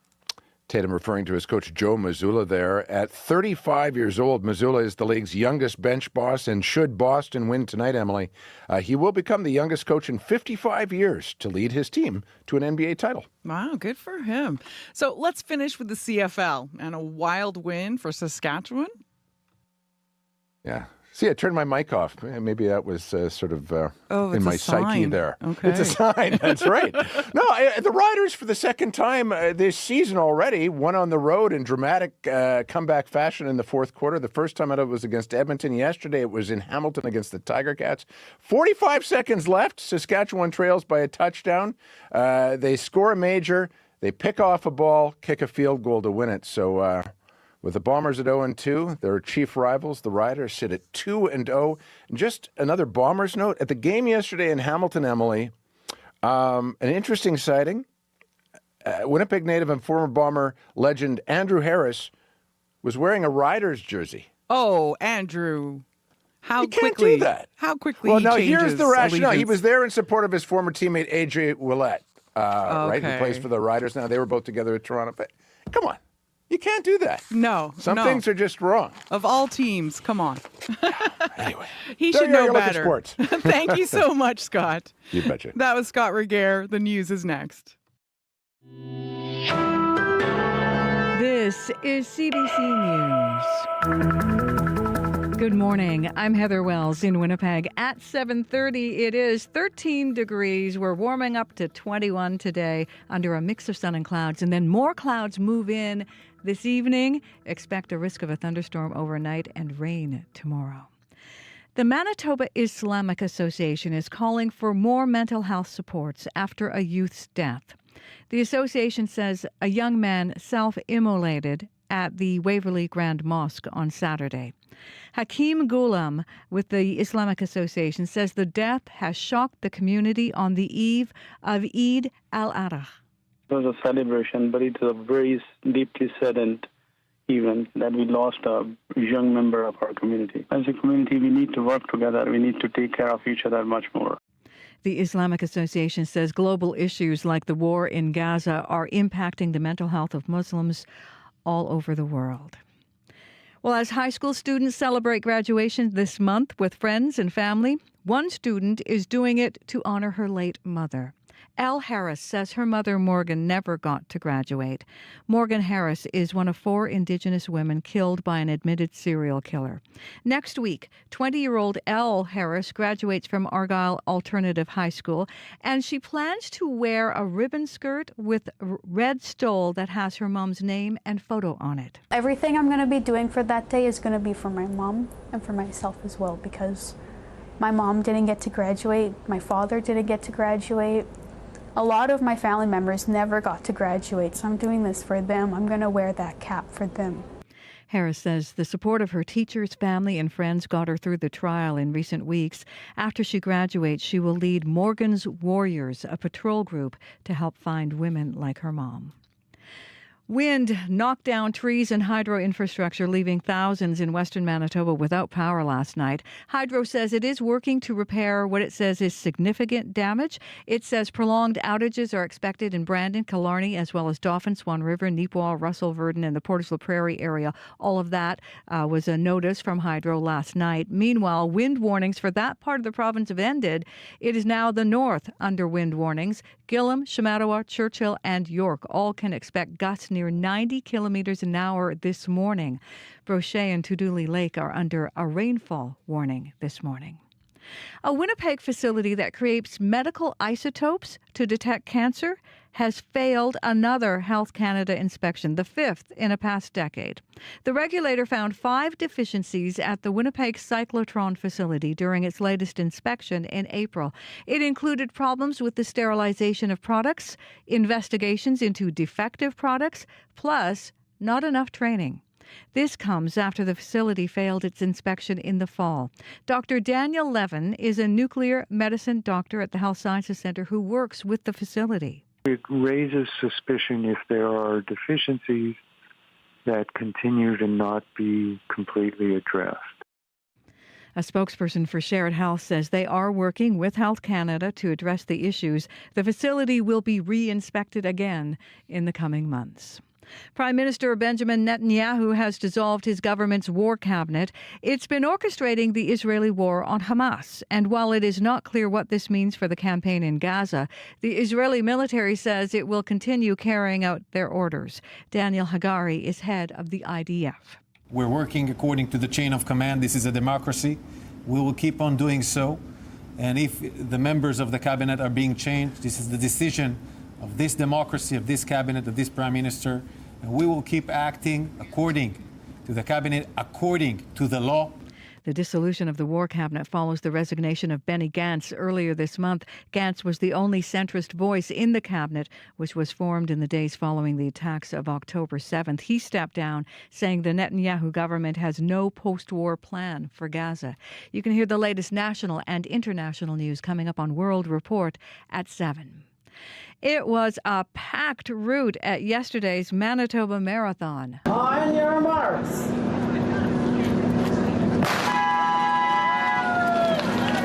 Winnipegger Dawn Neal finished as the top women's runner in the full marathon event for the second straight year, but Neal says plans to go for a three-peat are still up in the air. I can't even believe it.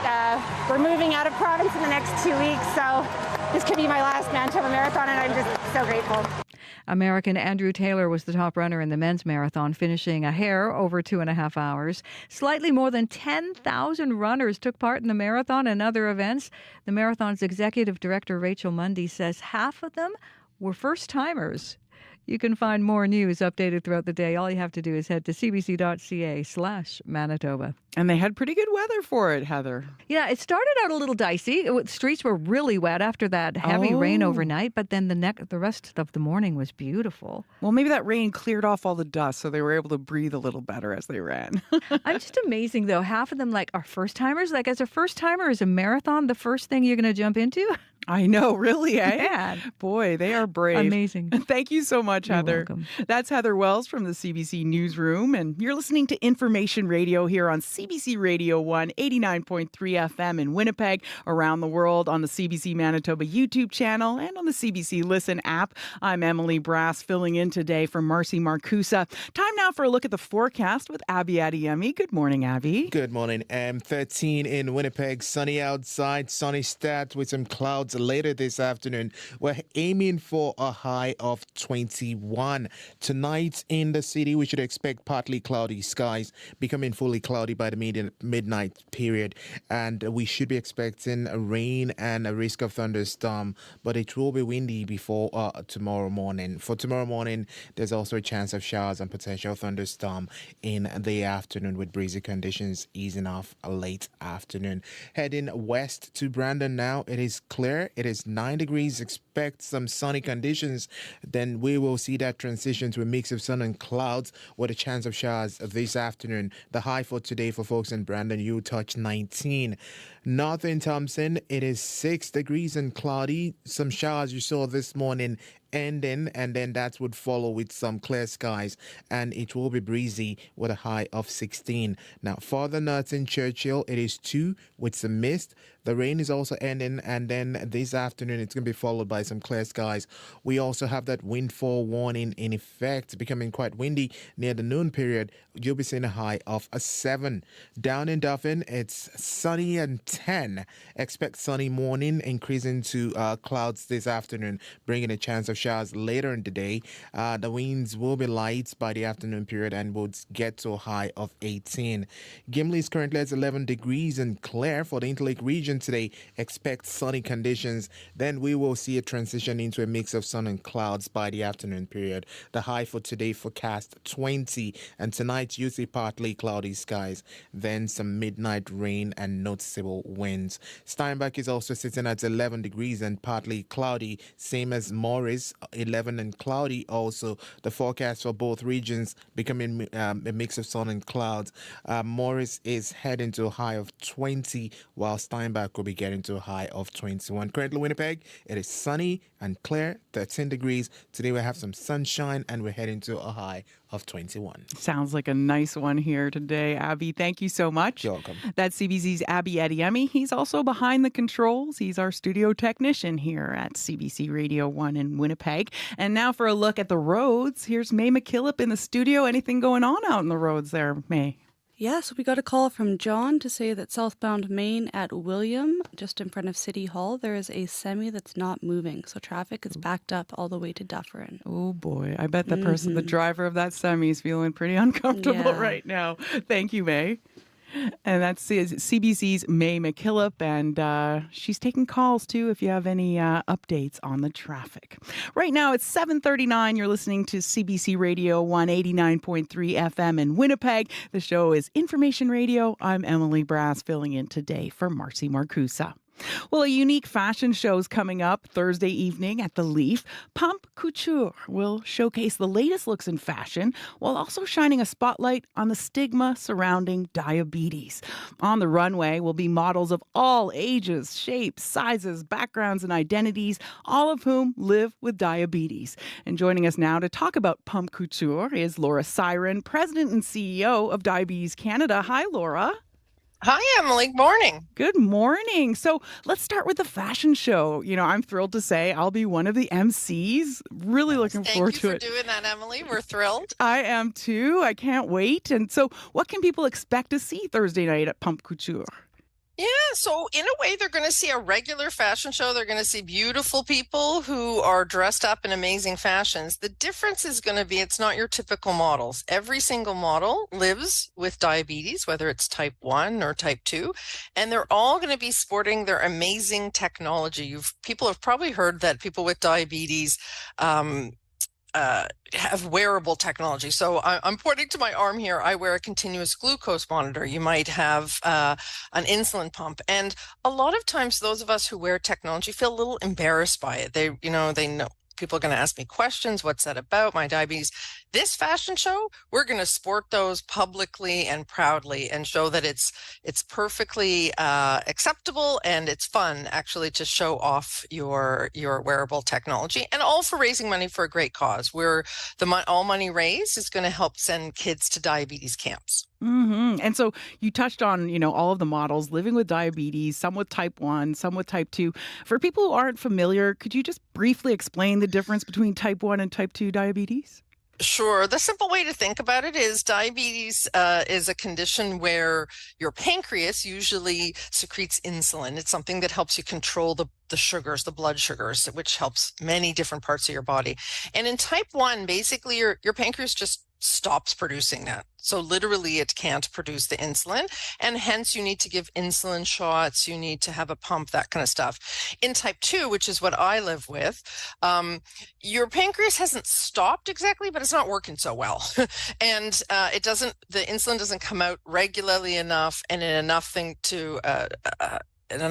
sort of balance to make sure you control. So in type 1 diabetes, it's in the past been called juvenile diabetes, not called that anymore, because actually adults can get type 1 diabetes. Basically, think of it, your pancreas sort of stops secreting insulin. So you need insulin all the time. And in type 2, it's having trouble. And so those of us with type 2, sometimes we're on oral medication and sometimes it's stopped enough to the point where you need insulin. So that's really the two types. There's also something called gestational diabetes, Emily, and that's where you're pregnant and people and you're starting to have trouble. Your pancreas is having trouble. So it's all about how much your body can produce insulin. And how big a problem is the diabetes epidemic right now in Canada? Yeah, much bigger than people think. So would you be surprised, Emily, to know that 4 million people in Canada are diagnosed with diabetes? 4 million people live with diabetes, and about 90% of those are type 2 diabetes, like I have, and about 10% are type 1. So it's a very big problem, and sadly, it's only growing. The diagnosis of diabetes is getting more and more usual, unfortunately. In fact, I think in 20 years, it's expected to go up even further, right? The number of Canadians. Absolutely. So for those of us who have kids in their 20s, by the time they're 50, the stats, unless we do something now, say that they have a 1 in 2 chance of getting diabetes. So that 4 million is growing substantially. In fact, right now in Canada, about 6 million people, in addition to the 4 million, another 6 million people would be either have been told they're pre-diabetic, which means their numbers are creeping up, their blood sugar numbers, or they're at high risk of it. So that's almost 10 million out of a population of less than 40 million. Wow. Okay, staggering numbers. So back to the fashion show. Why did you choose to put people living with diabetes on the runway? Yeah, we did that because one of the things we're trying to do at Diabetes Canada is what we call change the conversation. A lot of people who live with diabetes feel like diabetes is misunderstood. There's a lot of myths out there. There's a lot of misconceptions, and that can lead to shame. That can lead to stigma. And so part of it, and as someone who lives with diabetes, I get asked all the time, oh, that must meant you have too many sugary drinks, Laura. That's why you got diagnosed. Or you didn't exercise enough.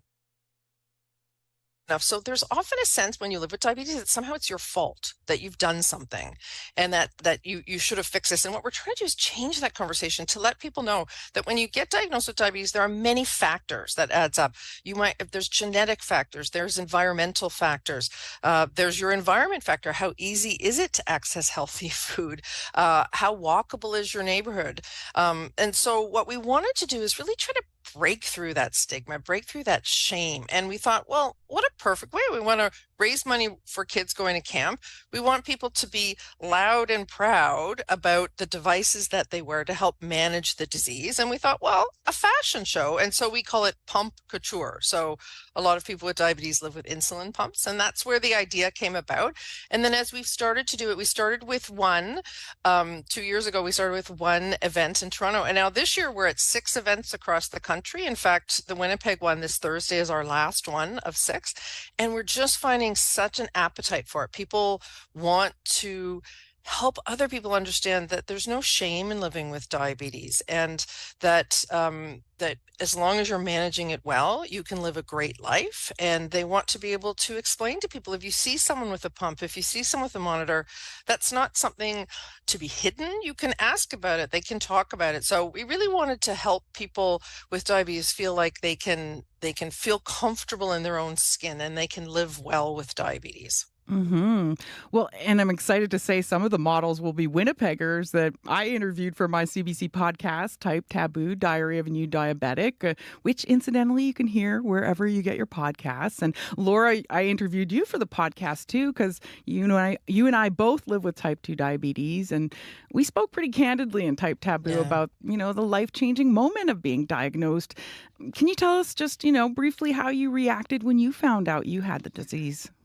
Yeah, Emily, I had just gone for what I thought was my regular annual physical, and I still to this day remember when the doctor spun around in her chair and just looked at me and said, "You have diabetes."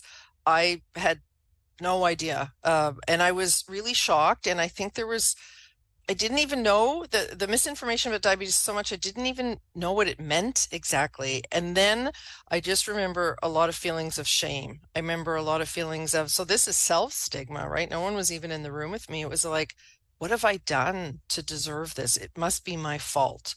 I must not have eaten well. I must not. And it was a terrible feeling, Emily. And for me, what would have helped at that exact moment, and this is what we're working on with a lot of healthcare professionals across the country, is if at that moment that doctor had also said to me, "And it's not your fault," I think that would have changed a lot for me, Emily. I've eventually got there now, but I'm 7 years into my diagnosis, and it's taken me a lot. And in fact, when I came home from that doctor's appointment, I actually contemplated whether I was even going to tell my husband. I actually thought, I don't know if I want to tell my husband, and I did, and he was equally shocked. And then he wanted to tell his family, and I insisted absolutely not. I don't want anyone else to know.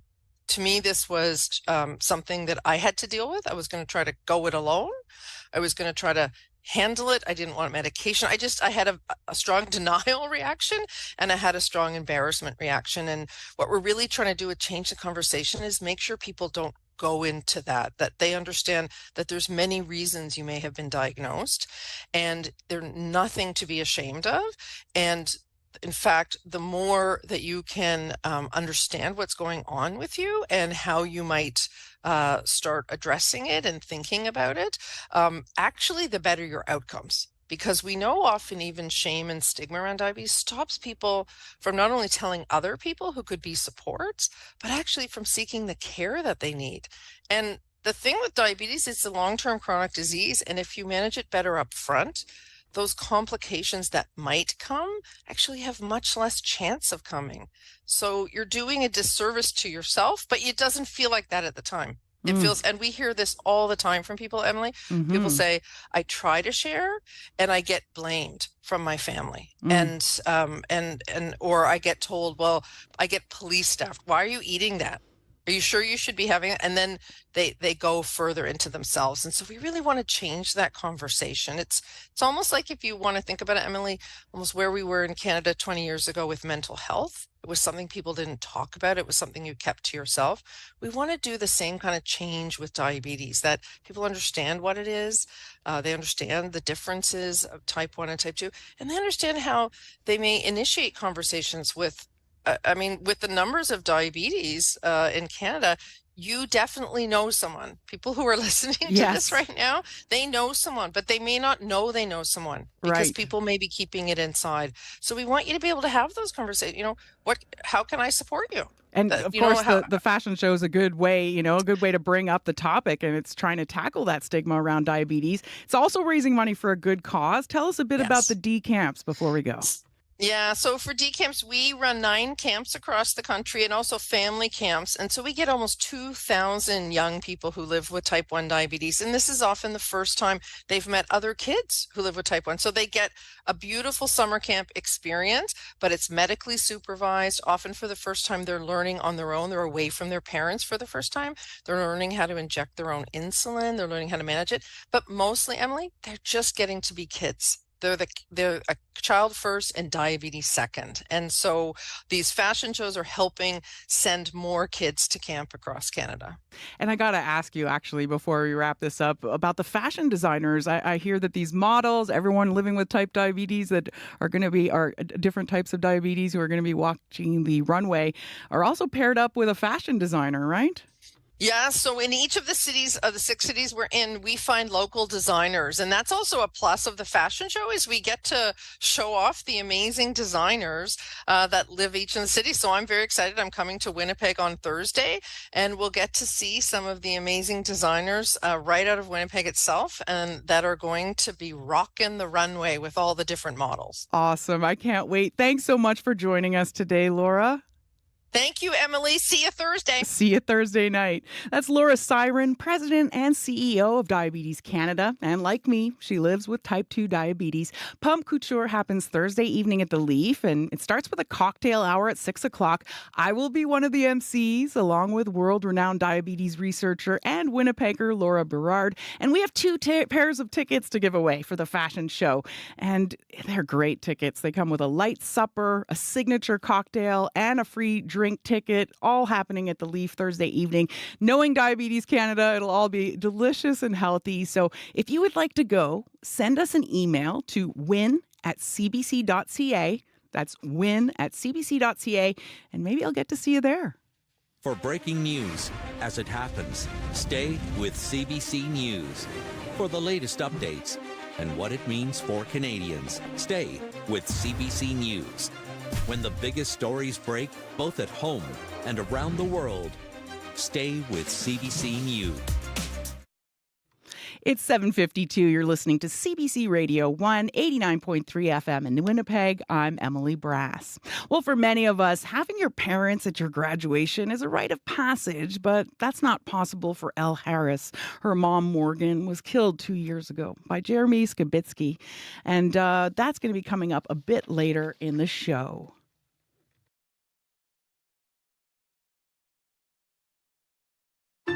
We carry a world of information in our pockets because we want to know. Breaking news that shapes our world, staying on top of stories around the globe, and connected close to home. It's news you can trust, delivered when you want and where you want on Canada's News app. Now with CBC Radio 1, local and live. Download the CBC News app for free.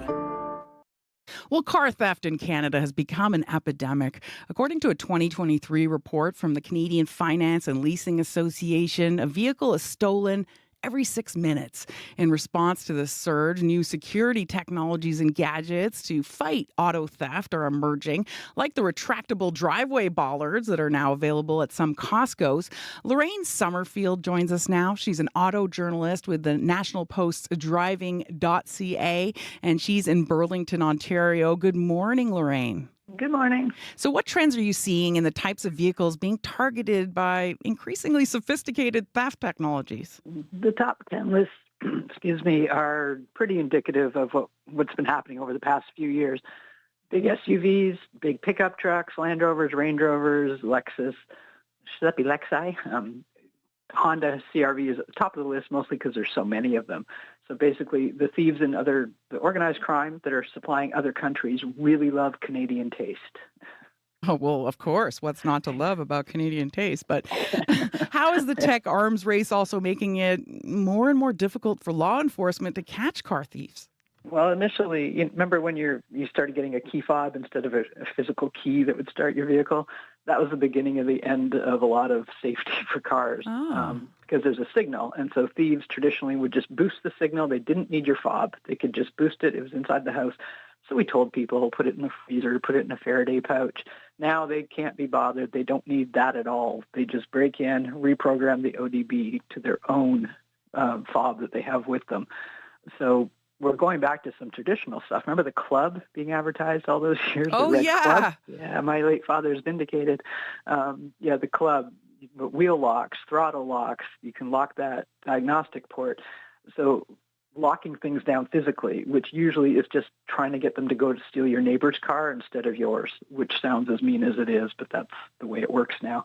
But we are having to advance through. Insurance companies are increasingly requiring that if you have one of the most coveted vehicles, you're going to have to put an aftermarket tracking system into it.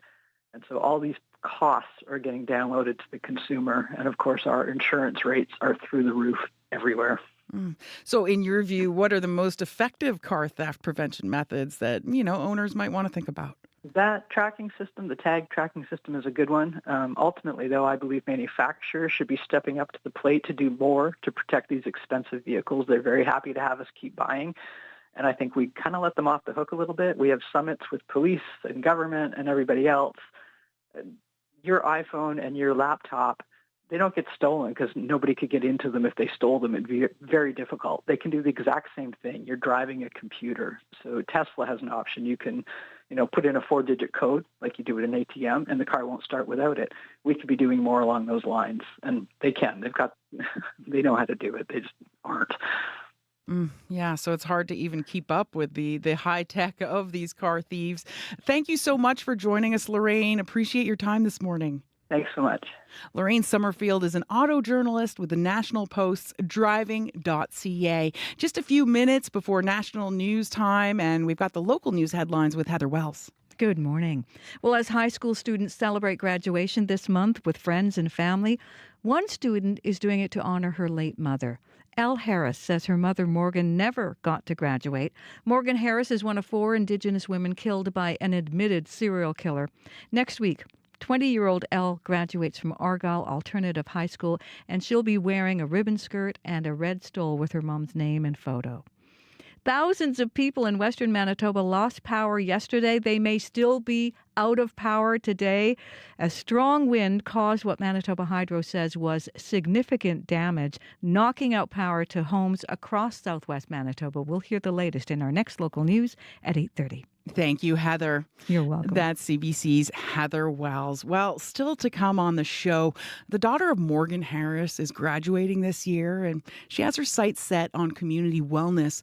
Her journey to get there was a hard one following the death of her mother, but she wants to know, other people to know, that it can be done. And that's going to come up at 8:10. You're listening to Information Radio here on CBC Radio 1, 89.3 FM and 990 AM in Winnipeg. You can also check us out on our YouTube channel, the CBC Manitoba YouTube channel. We are live there right now. Our producer, Kevin Nipatebo, is mixing it, so you can even get a look at some of the people you're hearing on the air. It is 13 degrees right now at the Forks here in Winnipeg. It's going to be sunny today, becoming a mix of sun and cloud this afternoon with a high of 21. Tonight it's going to get cloudy and windy, and then there's going to be a risk of a thunderstorm overnight. We could get 10 to 15 millimeters. There's going to be some gusts up to 60 kilometers an hour tonight with a low of 11. And tomorrow, cloudy, good chance of showers in the morning, changing to a slight chance of showers in the afternoon with a risk of a thunderstorm. Windy again with a high of 16. Well, World Report is up next. Stick around. I'm Emily Brass, filling in today for Marcy Marcusa.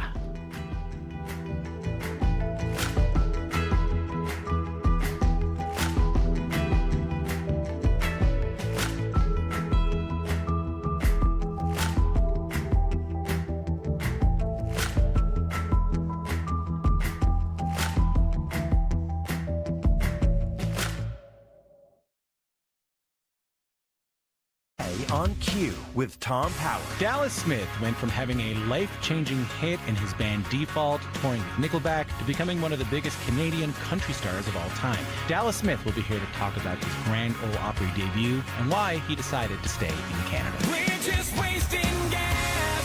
Whoa. That's coming up on Cue, followed by Commotion with Elamine Abdel Mahmoud on CBC Radio 1, the CBC Listen app, and everywhere you get your podcasts.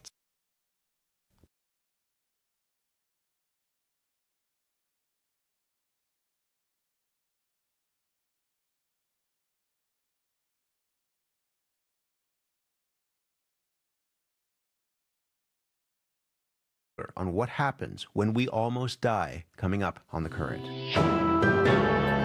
This is World Report. Good morning. I'm Marcia Young.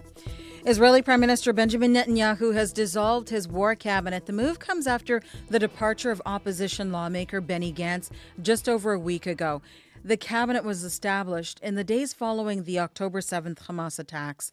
The CBC's Margaret Evans is at the Kerem Shalom crossing in Israel and joins me now. Margaret, what can you tell us? Well, as you say, Marcia, this comes following the departure of the retired General Benny Gantz, who joined the war cabinet, he said, to reassure the Israeli people. This has been expected since that resignation, that there would have to be some kind of shift or response from the Israeli Prime Minister Benjamin Netanyahu.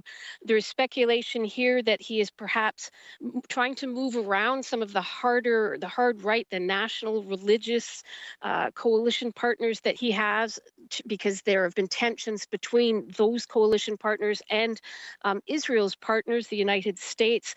Certainly, potentially an effort by the Prime Minister to consolidate his power.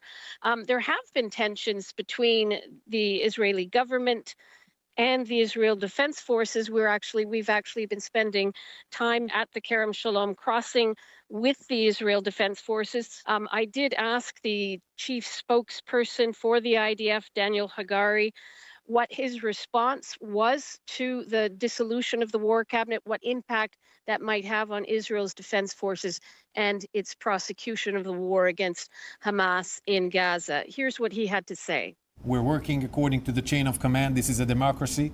We will keep on doing so. And if the members of the cabinet are being changed, this is the decision of this democracy, of this cabinet, of this prime minister. And we will keep acting according to the cabinet, according to the law. So, Marcia, you seem to be getting the message there, and from some of the analysts here, that it won't necessarily impact the course of the war. It certainly complicates the political picture for the Israeli Prime Minister Benjamin Netanyahu.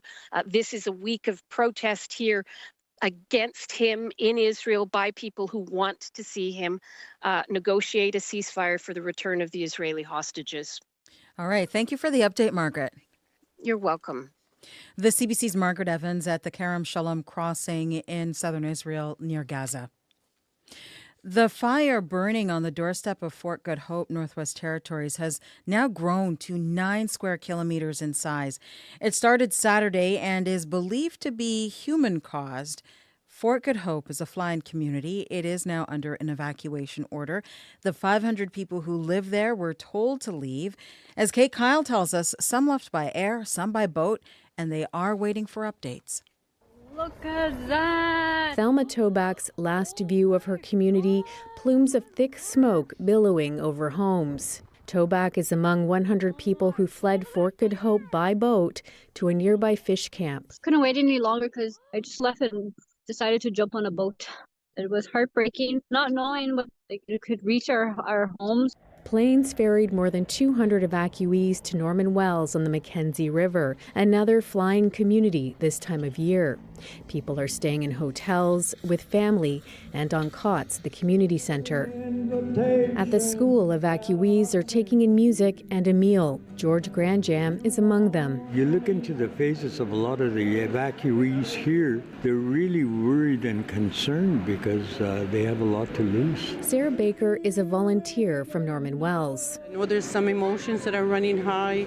You still have to try and focus on what you can do to support the evacuees coming into our community. With no rain expected for Fort Good Hope in the coming days, fire crews are expecting the week ahead to be challenging. Kate Kyle, CBC News, Yellowknife. Hundreds of Sikhs are gathering in Surrey, BC over the next 2 days. They're commemorating the life of a high-profile Sikh activist who was shot dead last June. His murder raised tensions between the Canadian and Indian governments. And as Vivette Bren tells us, the community in Surrey is still on edge. This is an awakening for the whole world to understand. Hundreds of Sikhs are gathering to remember Hardeep Singh Nijjar. Gurpreet Singh is spokesperson for the Guru Nanak Gurdwara, where the Sikh leader was shot.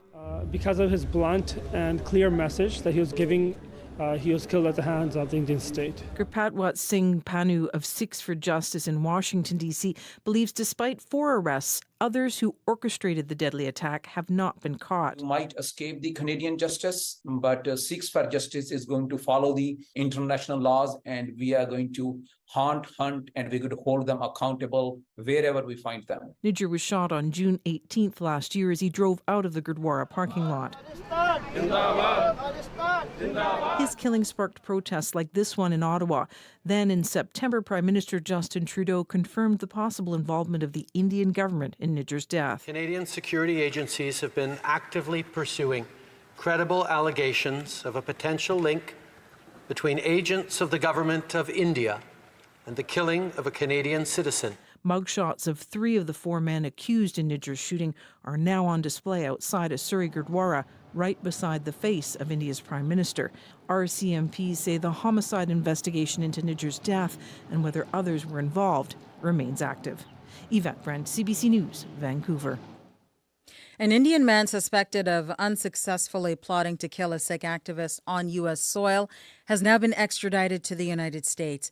Nikhil Gupta was reportedly extradited from the Czech Republic. U.S. prosecutors allege he was plotting with the Indian government to kill another Sikh activist who lives in the U.S.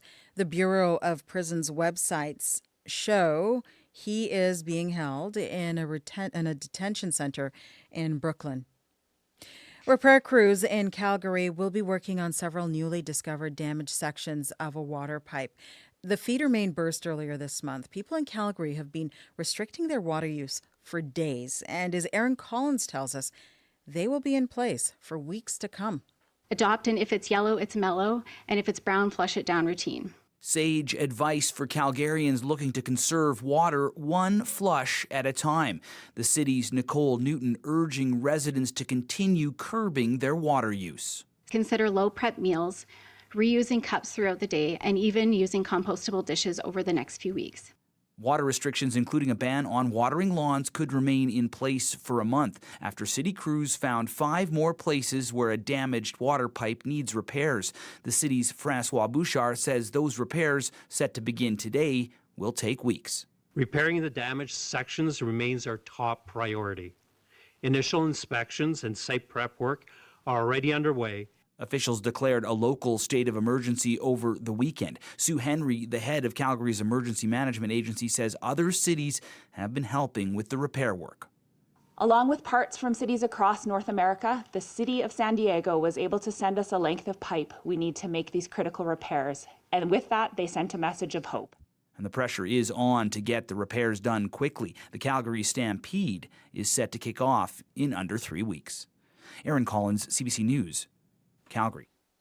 Warmer temperatures in the Atlantic Ocean are boosting the number of jellyfish in Charlottetown. The influx of the slippery species has arrived early this year. Some climate experts say this could be a sign of a bigger environmental issue. Chien Desjardins has the details. They look at it, they go, holy cow, look at all the jellyfish there. Yacht Club operations manager Reed Barnett is talking hundreds, if not thousands, of jellyfish drifting in several purple swarms across the Charlottetown harbor. You can almost walk across the water on them. They're so thick. And so quite often we're putting the boats in, you'd see the boats go down and there'd just be a plethora of jellyfish all around the boats. It's grabbing the attention of tourists like Fred Roddy from London, Ontario, hypnotizing them in their tracks as they stop to watch. Everywhere I look, I see the jellyfish. Literally, they're everywhere. It's catching locals off guard too. Catherine Ball is used to seeing jellyfish, but a lot more than usual. And that's raising a flag at the Department of Fisheries and Oceans. It's normal to see some jellyfish this time of year, but biologist Jeff Clemens says clusters this dense could point to a bigger phenomenon. One thing that seems a bit frightening for me is just how much higher the water temperatures in our region are, and that could perhaps contribute to why we're seeing these jellyfish. In the right conditions, they can get quite big with a stronger sting. These are still much smaller, about the size of a basketball. Clements says they do compete with fish for food though, but the long-term impacts are hard to predict. Cheyenne Desjardins, CBC News, Charlottetown. And that is the latest national and international news from World Report. News anytime, cbcnews.ca. I'm Marcia Young.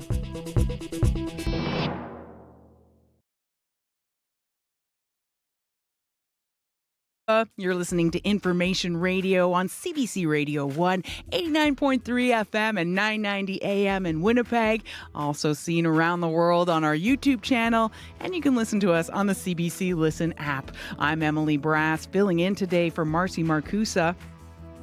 Here's what's still to come on the show. According to a new survey, most Canadians 35 and under don't have a final will.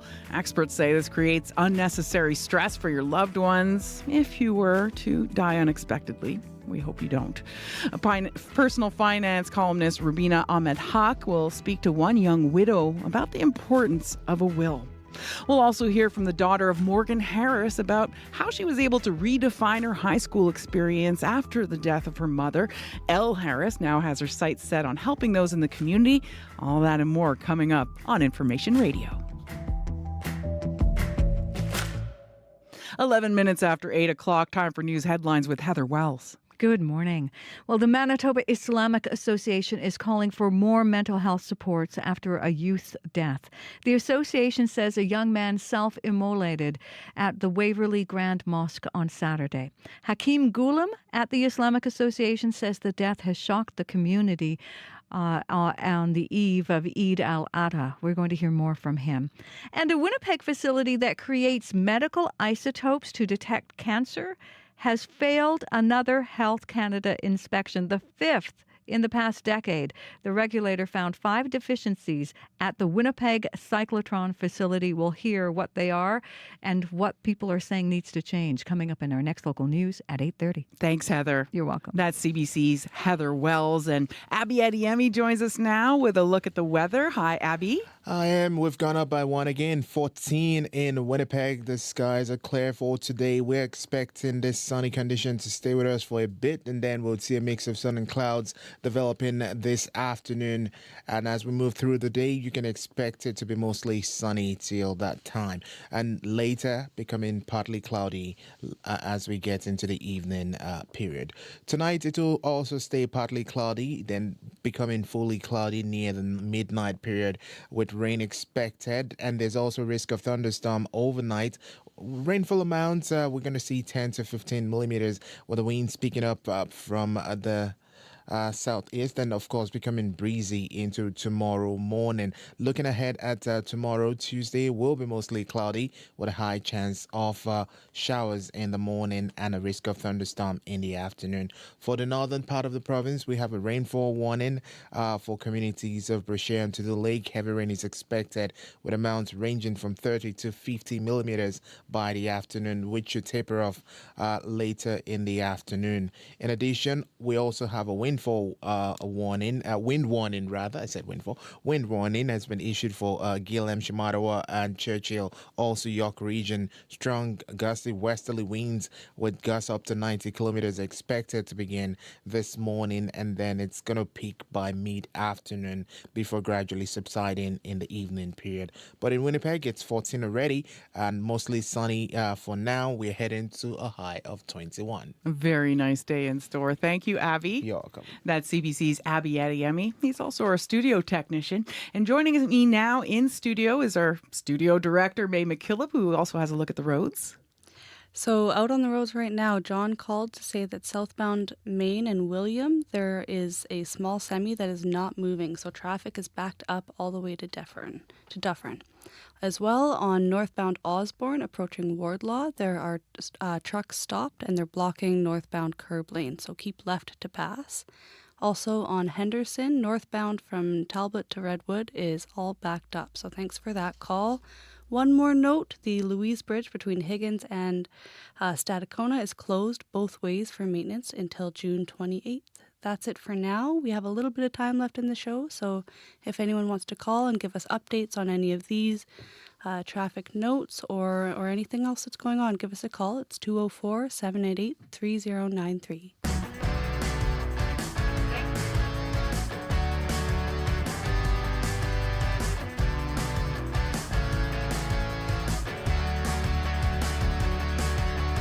Coming up on 8:15, you're listening to CBC Radio 1 Information Radio. I'm Emily Brass. Well, for many of us, having your parents at your graduation is a rite of passage, but that's not possible for Elle Harris. Her mom, Morgan, was killed 2 years ago by Jeremy Skibitsky, along with 3 other Indigenous women. The province just announced a plan to try to find Morgan's remains, which police say are in a landfill north of Winnipeg. And after what she calls a rocky start, Elle Harris graduates this month from Argyle Alternative High School. CBC's Zubina Ahmed spoke with Elle Harris late last week, and she started by asking what the last several weeks were like during the trial of Skibitsky. It's extremely hard to balance out, and even then it wasn't completely balanced out because my schedule every day, it was school, court, and then sometimes meetings, or I had ceremonies I had to be at. So even then I wasn't spending much time with my partner, and which is hard to, it's hard to go through this alone, and my partner really helps me through that as well. And I haven't really been able to be around family much, or around my partner, or around my siblings much, because I'm so into getting my mom back home and I want to graduate. So it's hard to balance. And I couldn't help notice that the shelter where your mother also went to, and potentially seen as, it's right across the street from the school. So how have you dealt with that while you pursue your studies here? That's not the only place. Like, everywhere it's hard. Going down Main Street, it's hard. Going past Salome Mission, like, I do Bear Clan walks, so even just doing that, it's really hard because it's closure I'll never be able to get. I still think I'm gonna see her around the corner. A lot of the times I think that, like, she's still out there, and it's really hard to believe that she's passed on when I didn't get a proper burial. I didn't get that closure whatsoever, and even when it does happen, that closure will never be there because of how tragic it was. Your principal also told us that you plan to honor your mom at the graduation. How do you plan to do that? We're gonna have a ceremonial song be sung, and I also had a red stole made. I haven't seen it yet, but I'm planning on seeing it the night before. But everyone that has seen it, they all just burst out into tears. So I know it's gonna be really good because I asked for a red stole with my mom's picture on it and her name underneath, so she can still be there with me while I graduate. Oh, that's amazing. And when is the graduation ceremony? On the 26th of June, just in a couple weeks. And did you make the stole, or did you tell someone to make it? I had someone else made it for me, and I also had my cap beaded. I've had many things gifted to me for grad. I have my plume now, and I have my my grad skirt. I'm gonna get some moccasins I want, and then I'm gonna get some hair, some like otter wraps so I can have it when I have my hair braided as well. Everything I'm gonna be doing for that day is gonna be for my mom and for myself as well, because my mom didn't get to graduate, my father didn't get to graduate. A lot of my family members never got to graduate, so I'm doing this for them. I'm gonna wear that cap for them. How did you take on that leadership role? I think it's really important to let people know what this means, because again, there's a lot of people that don't know what MMIW means, and there's a lot of people that don't know Indigenous people still exist. I can't tell you the countless amount of people that I've talked to where they were genuinely dumbfounded that we were still alive, that Indigenous people were still here, because they were being taught that we got killed off decades ago, that we were lost to residential schools. Like, I've talked to so many people that thought that, and it was genuinely just heartbreaking that that's what schools are teaching about Indigenous people, that we're all dead. And we're not. We're still here. And that's why it's so important for us. It's really important for me to get it out there, because we're not dead. We're not runaways. We're not any of what people put out there. We're human beings just like everyone else that want to have the right to grieve properly. What are you planning to study further? What are your career goals eventually? I definitely want to stay in my community. Right now we have Morgan's Warriors coming up. It's going to be something like Bear Clan, but with less restrictions. Oh, okay. We're going to be able to get out there and do more.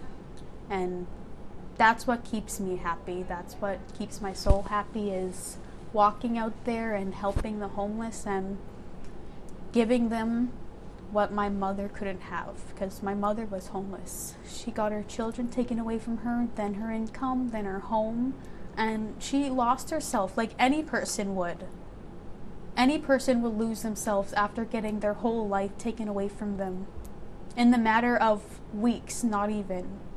Like, I want to be able to help those people get off onto their feet, just like my mom should have had that help. So Morgan's Warriors, you said, is still in the process, and you would lead that? Planning on leading, yes. I'm definitely learning, and we already have our vests ordered. We have walkie-talkies. We're getting flashlights and gloves, and you should expect to see us in about a couple of weeks. We're very, very anxious to get it going. That was Elle Harris, daughter of the late Morgan Harris, talking about her graduation and her future goals. She was speaking with CBC's Zubina Ahmed. Keep an eye out for Morgan's Warriors. They'll be patrolling neighborhoods with the goal of helping those in need. There are stories you just can't stop thinking about. They take you somewhere, they introduce you to someone, they share something new with you. Lift off. Those are the stories you want to share with your friends, and CBC's award-winning documentary team is bringing them to you every week on Storylines. Storylines, new this season on CBC Radio 1, and always on demand on the CBC Listen app. 21 minutes after 8 o'clock. It's 14 degrees right now at the Forks in Winnipeg. It's going to become a mix of sun and cloud this afternoon with a high of 21. You're listening to Information Radio on CBC Radio 1. I'm Emily Brass. Legacy planning is important no matter your age. Leaving instructions to our loved ones for after we die will make life easier for them. Personal finance columnist Rubina Ahmed Huck speaks to one widow, encouraging everyone to get a will, especially if you're young and think you don't need one. At 31 years old, Julia Sweetland became a widow with a 1-month-old baby living in a foreign country. As tragic as this time was, she managed it better because her husband had left her with a will. I was lucky to be partnered up with someone who thought about these kinds of things. Sweetland, who's Canadian, says she and her husband drew up a will after getting married and settling in the UK. During that time, they were starting their lives together and thinking of the future, not him getting sick and passing away in his early 30s. She says it would have been easy to put this important task off for another day. There is a sort of a denial, I suppose, that maybe quite a few people have about the fact that we will die, and end-of-life paperwork feels like something you don't really you need to bother getting around to, almost this feeling that bad things don't happen to you. Sweetland says along with the will, her husband also had mortgage insurance. These two decisions allowed her to grieve without stressing about finances. She says after the death of a loved one, those left behind often suffer from what she calls decision fatigue. Knowing your loved one's last wishes make these decisions easier. It feels to me like it should be mandatory. Like it feels like it shouldn't be allowed for people to walk around without a will. And I think some people think they don't need one, but you can get really specific in a will about even what songs you want to have play at your funeral, or cremated, buried. Like you can, guardianship. Sweetland hopes her story will encourage more young people to get a will. She says we put protection in places for things that may or may not happen, like a house fire, getting sick on a trip, or being in a car accident. But we fail to plan for something we know is going to happen to all of us. A recent survey by Angus Reid finds half of adult Canadians don't have a will. For younger Canadians, it's more extreme. 80% of those 35 and under don't have a document with their final wishes. After 7 years of running an online will platform, I'm not surprised by that data because we see this every single day. Erin Burry is the CEO of Willful, an online will services company. She says she and her husband started their business when their relative died unexpectedly and without a will.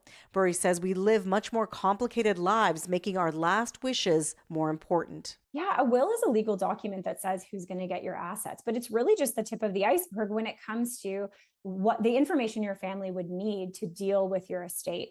What about your email passwords? What about your social media footprint? What about your digital assets, whether that's cryptocurrency, photos, music? So estate planning is about so much more than just getting the legal documents in place, the will and power of attorney. It's about how do I collect my wishes and my information in a central place that my executor and family could deal with. Burry says Sweetland's story should serve as inspiration for every adult to get a will. Sweetland says death is not the most uplifting subject to talk about, but as a widow points to the new data that shows not enough of us are planning for the inevitable. I'm someone who's that story people tell. The young 31-year-old whose husband died right after she had a baby. A tragic story that you hear about, and I'm the actual person who was living it. Burry says a will is not just for the wealthy and older individuals, and there are cost-effective ways to draw up a will. In most cases, it can be done quickly and give the peace of mind that your final wishes will be taken care of. For CBC Radio, I'm Rubina Ahmed Huq. Now, that survey Rubina mentioned was an online poll by the Angus Reid Institute, and it has a margin of error of plus or minus 2 percentage points 19 times out of 20.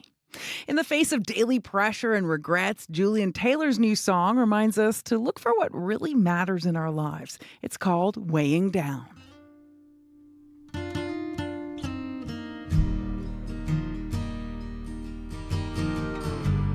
Brick and mortar, solid as the ground, but you're carrying too much and slowly breaking down.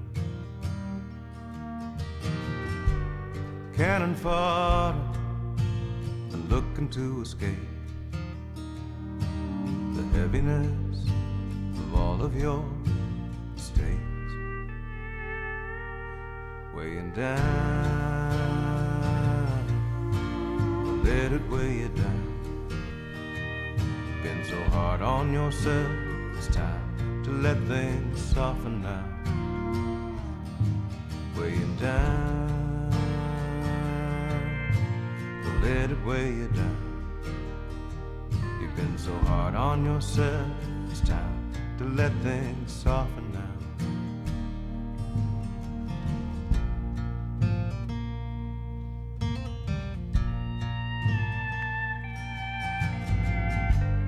Wish you weren't, but you're falling down again. It's been a hard road full of lessons. Feeling hungry, trapped in solitude. The way that we choose to look at things is an attitude. Looking at the skyline tonight, I choose gratitude. Weigh you down, don't let it weigh you down. You've been so hard on yourself. So smooth. That was the latest from Julian Taylor. The song was called Weighing Down. 28 minutes after 8 o'clock, you're listening to Information Radio, and we're joined now by the host of Radio Noon, Janet Stewart. Good morning. Good morning, Emily. Nice to see you here, bright Lovely and to see early. you. And so tell us what's coming up on the show today. Well, our calling conversation today is about finding a job. There's AI, artificial intelligence at work in the software that people who are hiring use to sort through the resumes. It takes away hours of human labor to sort things out, but sometimes good candidates get missed because the AI left them out and the humans never see their resume. So we have an HR specialist, Tori McNally, coming into the studio today to talk to us about how to ensure your resume gets through, how to give yourself the greatest chance of getting that job. And we want to hear from you, Manitoba. If you want to leave a message now before the call-in starts at 12:30, 204-788-3797 is the number you can call, and leave a message with your comment about the problems you've had searching for a job or hiring people. Maybe you're an HR professional and you can talk about yay or nay to this software. We want to hear from you. And if you've got a question for our HR specialist, 204-788-3797. And maybe you could just give us an idea of one of the top tips for making your resume. I will when I'll find out at 12:30 today when Tori McNally joins us on Radio Noon. Well, it sure is hard to find a job. So, here's another filter, another thing to get through. So if you're looking for a job, tune into Radio Noon today, starting at 12 o'clock. Thank you so much, Janet. Thank you, Emily. The news is next. This is CBC News. Good morning. I'm Heather Wells in Winnipeg. At 8:30, it is partly cloudy, 14 degrees right now. Mix of sun and clouds for your day and a high of 21. It sounds lovely. But this evening, clouds move in. There's a risk of an overnight thunderstorm and rain expected on Tuesday. It's a somber Eid al-Adha for many in Winnipeg's Muslim community. The Manitoba Islamic Association says a young man died after he self-immolated at the Waverley Grand Mosque on the eve of the religious holiday. The death has sparked calls for better access to mental health resources. Hakeem Ghulam with the Islamic Association is calling for mental health support from governments. We cannot handle these kind of things, individually, right? We need the help of the individuals, families, and more important, our politicians. Ghulam says the community needs to take care of each other more as issues like the war in Gaza impact the mental health of Muslims all over the world. When Elle Harris walks across the stage in her cap and gown at graduation, she's going to be thinking of her mom. Elle is the daughter of Morgan Harris, one of the 4 Indigenous women who were murdered by an admitted serial killer. The 20-year-old will graduate from Argyle Alternative High School next week. She has been teaching other students how to make ribbon skirts. Now I'm just giving those teachings to other girls here because that's all I want to do. I want to take everything that I've learned and all my experiences and help other people out and help them get out of that dark hole I was in. Harris will wear a ribbon skirt and a red stole with her mom's name and photo on it on the big day. She says during the trial of her mother's killer, she made it through school and court hearings with support of her teachers, family, and friends. And after graduation, she will be leading Morgan's Warriors, a patrol group to help find women like her mom. Wind knocked down trees and hydro infrastructure, leaving thousands in western Manitoba without power last night. Manitoba Hydro, at last word, says it is working to repair significant damage. It says prolonged outages were expected in Brandon, Killarney, Dauphin, Swan River, Neepawa, Russell, Verdon, and Port La Prairie. And while the wind warnings for that part of the province have ended, it is the north under wind warnings today. Gillam, Shamattawa, and Churchill and York all expecting gusts near 90 kilometers an hour this morning. And it is a rainfall warning this morning for Brochet and to Dooley Lake. A nuclear medicine doctor says it's time for leadership to change its ways after the Winnipeg cyclotron facility failed its Health Canada inspection for the 5th time. That is the facility that creates medical isotopes to detect cancer. The regulator found 5 deficiencies at the Winnipeg cyclotron facility during the latest inspection in April. This comes after it failed its inspection last fall. Dr. Daniel Levin is a nuclear medicine doctor at the Health Sciences Center who works with the facility. It's a difficult thing to run, and you need specific people for it. And I think that the leadership hasn't been collaborative enough. A spokesperson for Shared Health says they have hired a new radiochemist and are working with Health Canada to fix other problems. The facility will be re-inspected in the coming months. Well, it was a crowded field for yesterday's Manitoba Marathon. On your marks.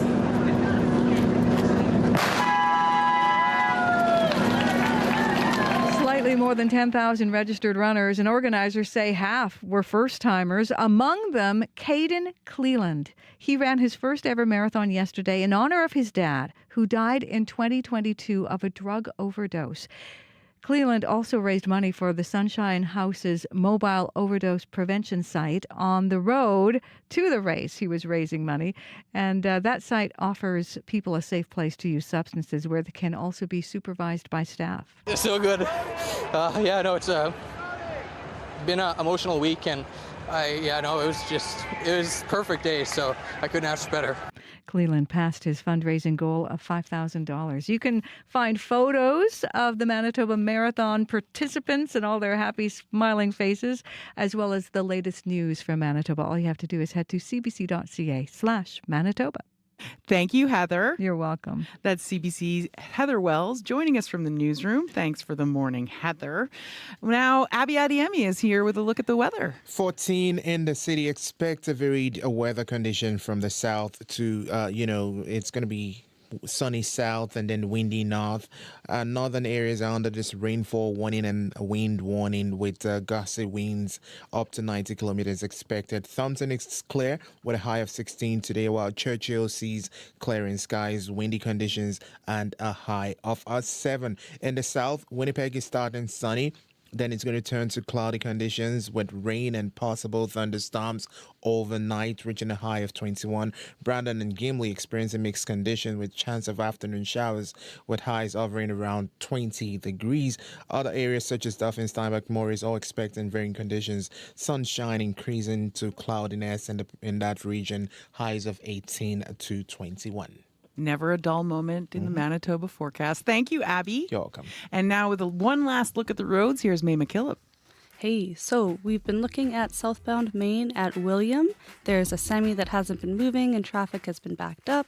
Hopefully that's clearing as the day moves on. We also have northbound Osborne approaching Wardlaw. There's trucks stopped that are blocking the northbound curb lane.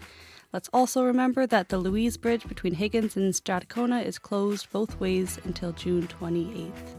Thank you so much, May. Thank you. That's CBC's May McKillop. She's also our studio director, Abby Adiemi, our studio technician, and producing our CBC Manitoba YouTube channel this morning is Kevin Nipatebo. I'm Emily Brass, filling in for Marcy Marcusa today. I had a great time. Coming up on The Current, American journalist, author, and filmmaker Sebastian Junger will speak with Matt Galloway about his new book that contemplates what happens when we die or almost die. After years of risk-taking journalism, he came close to death. So we'll hear more about that on The Current coming up next here on CBC Radio 1.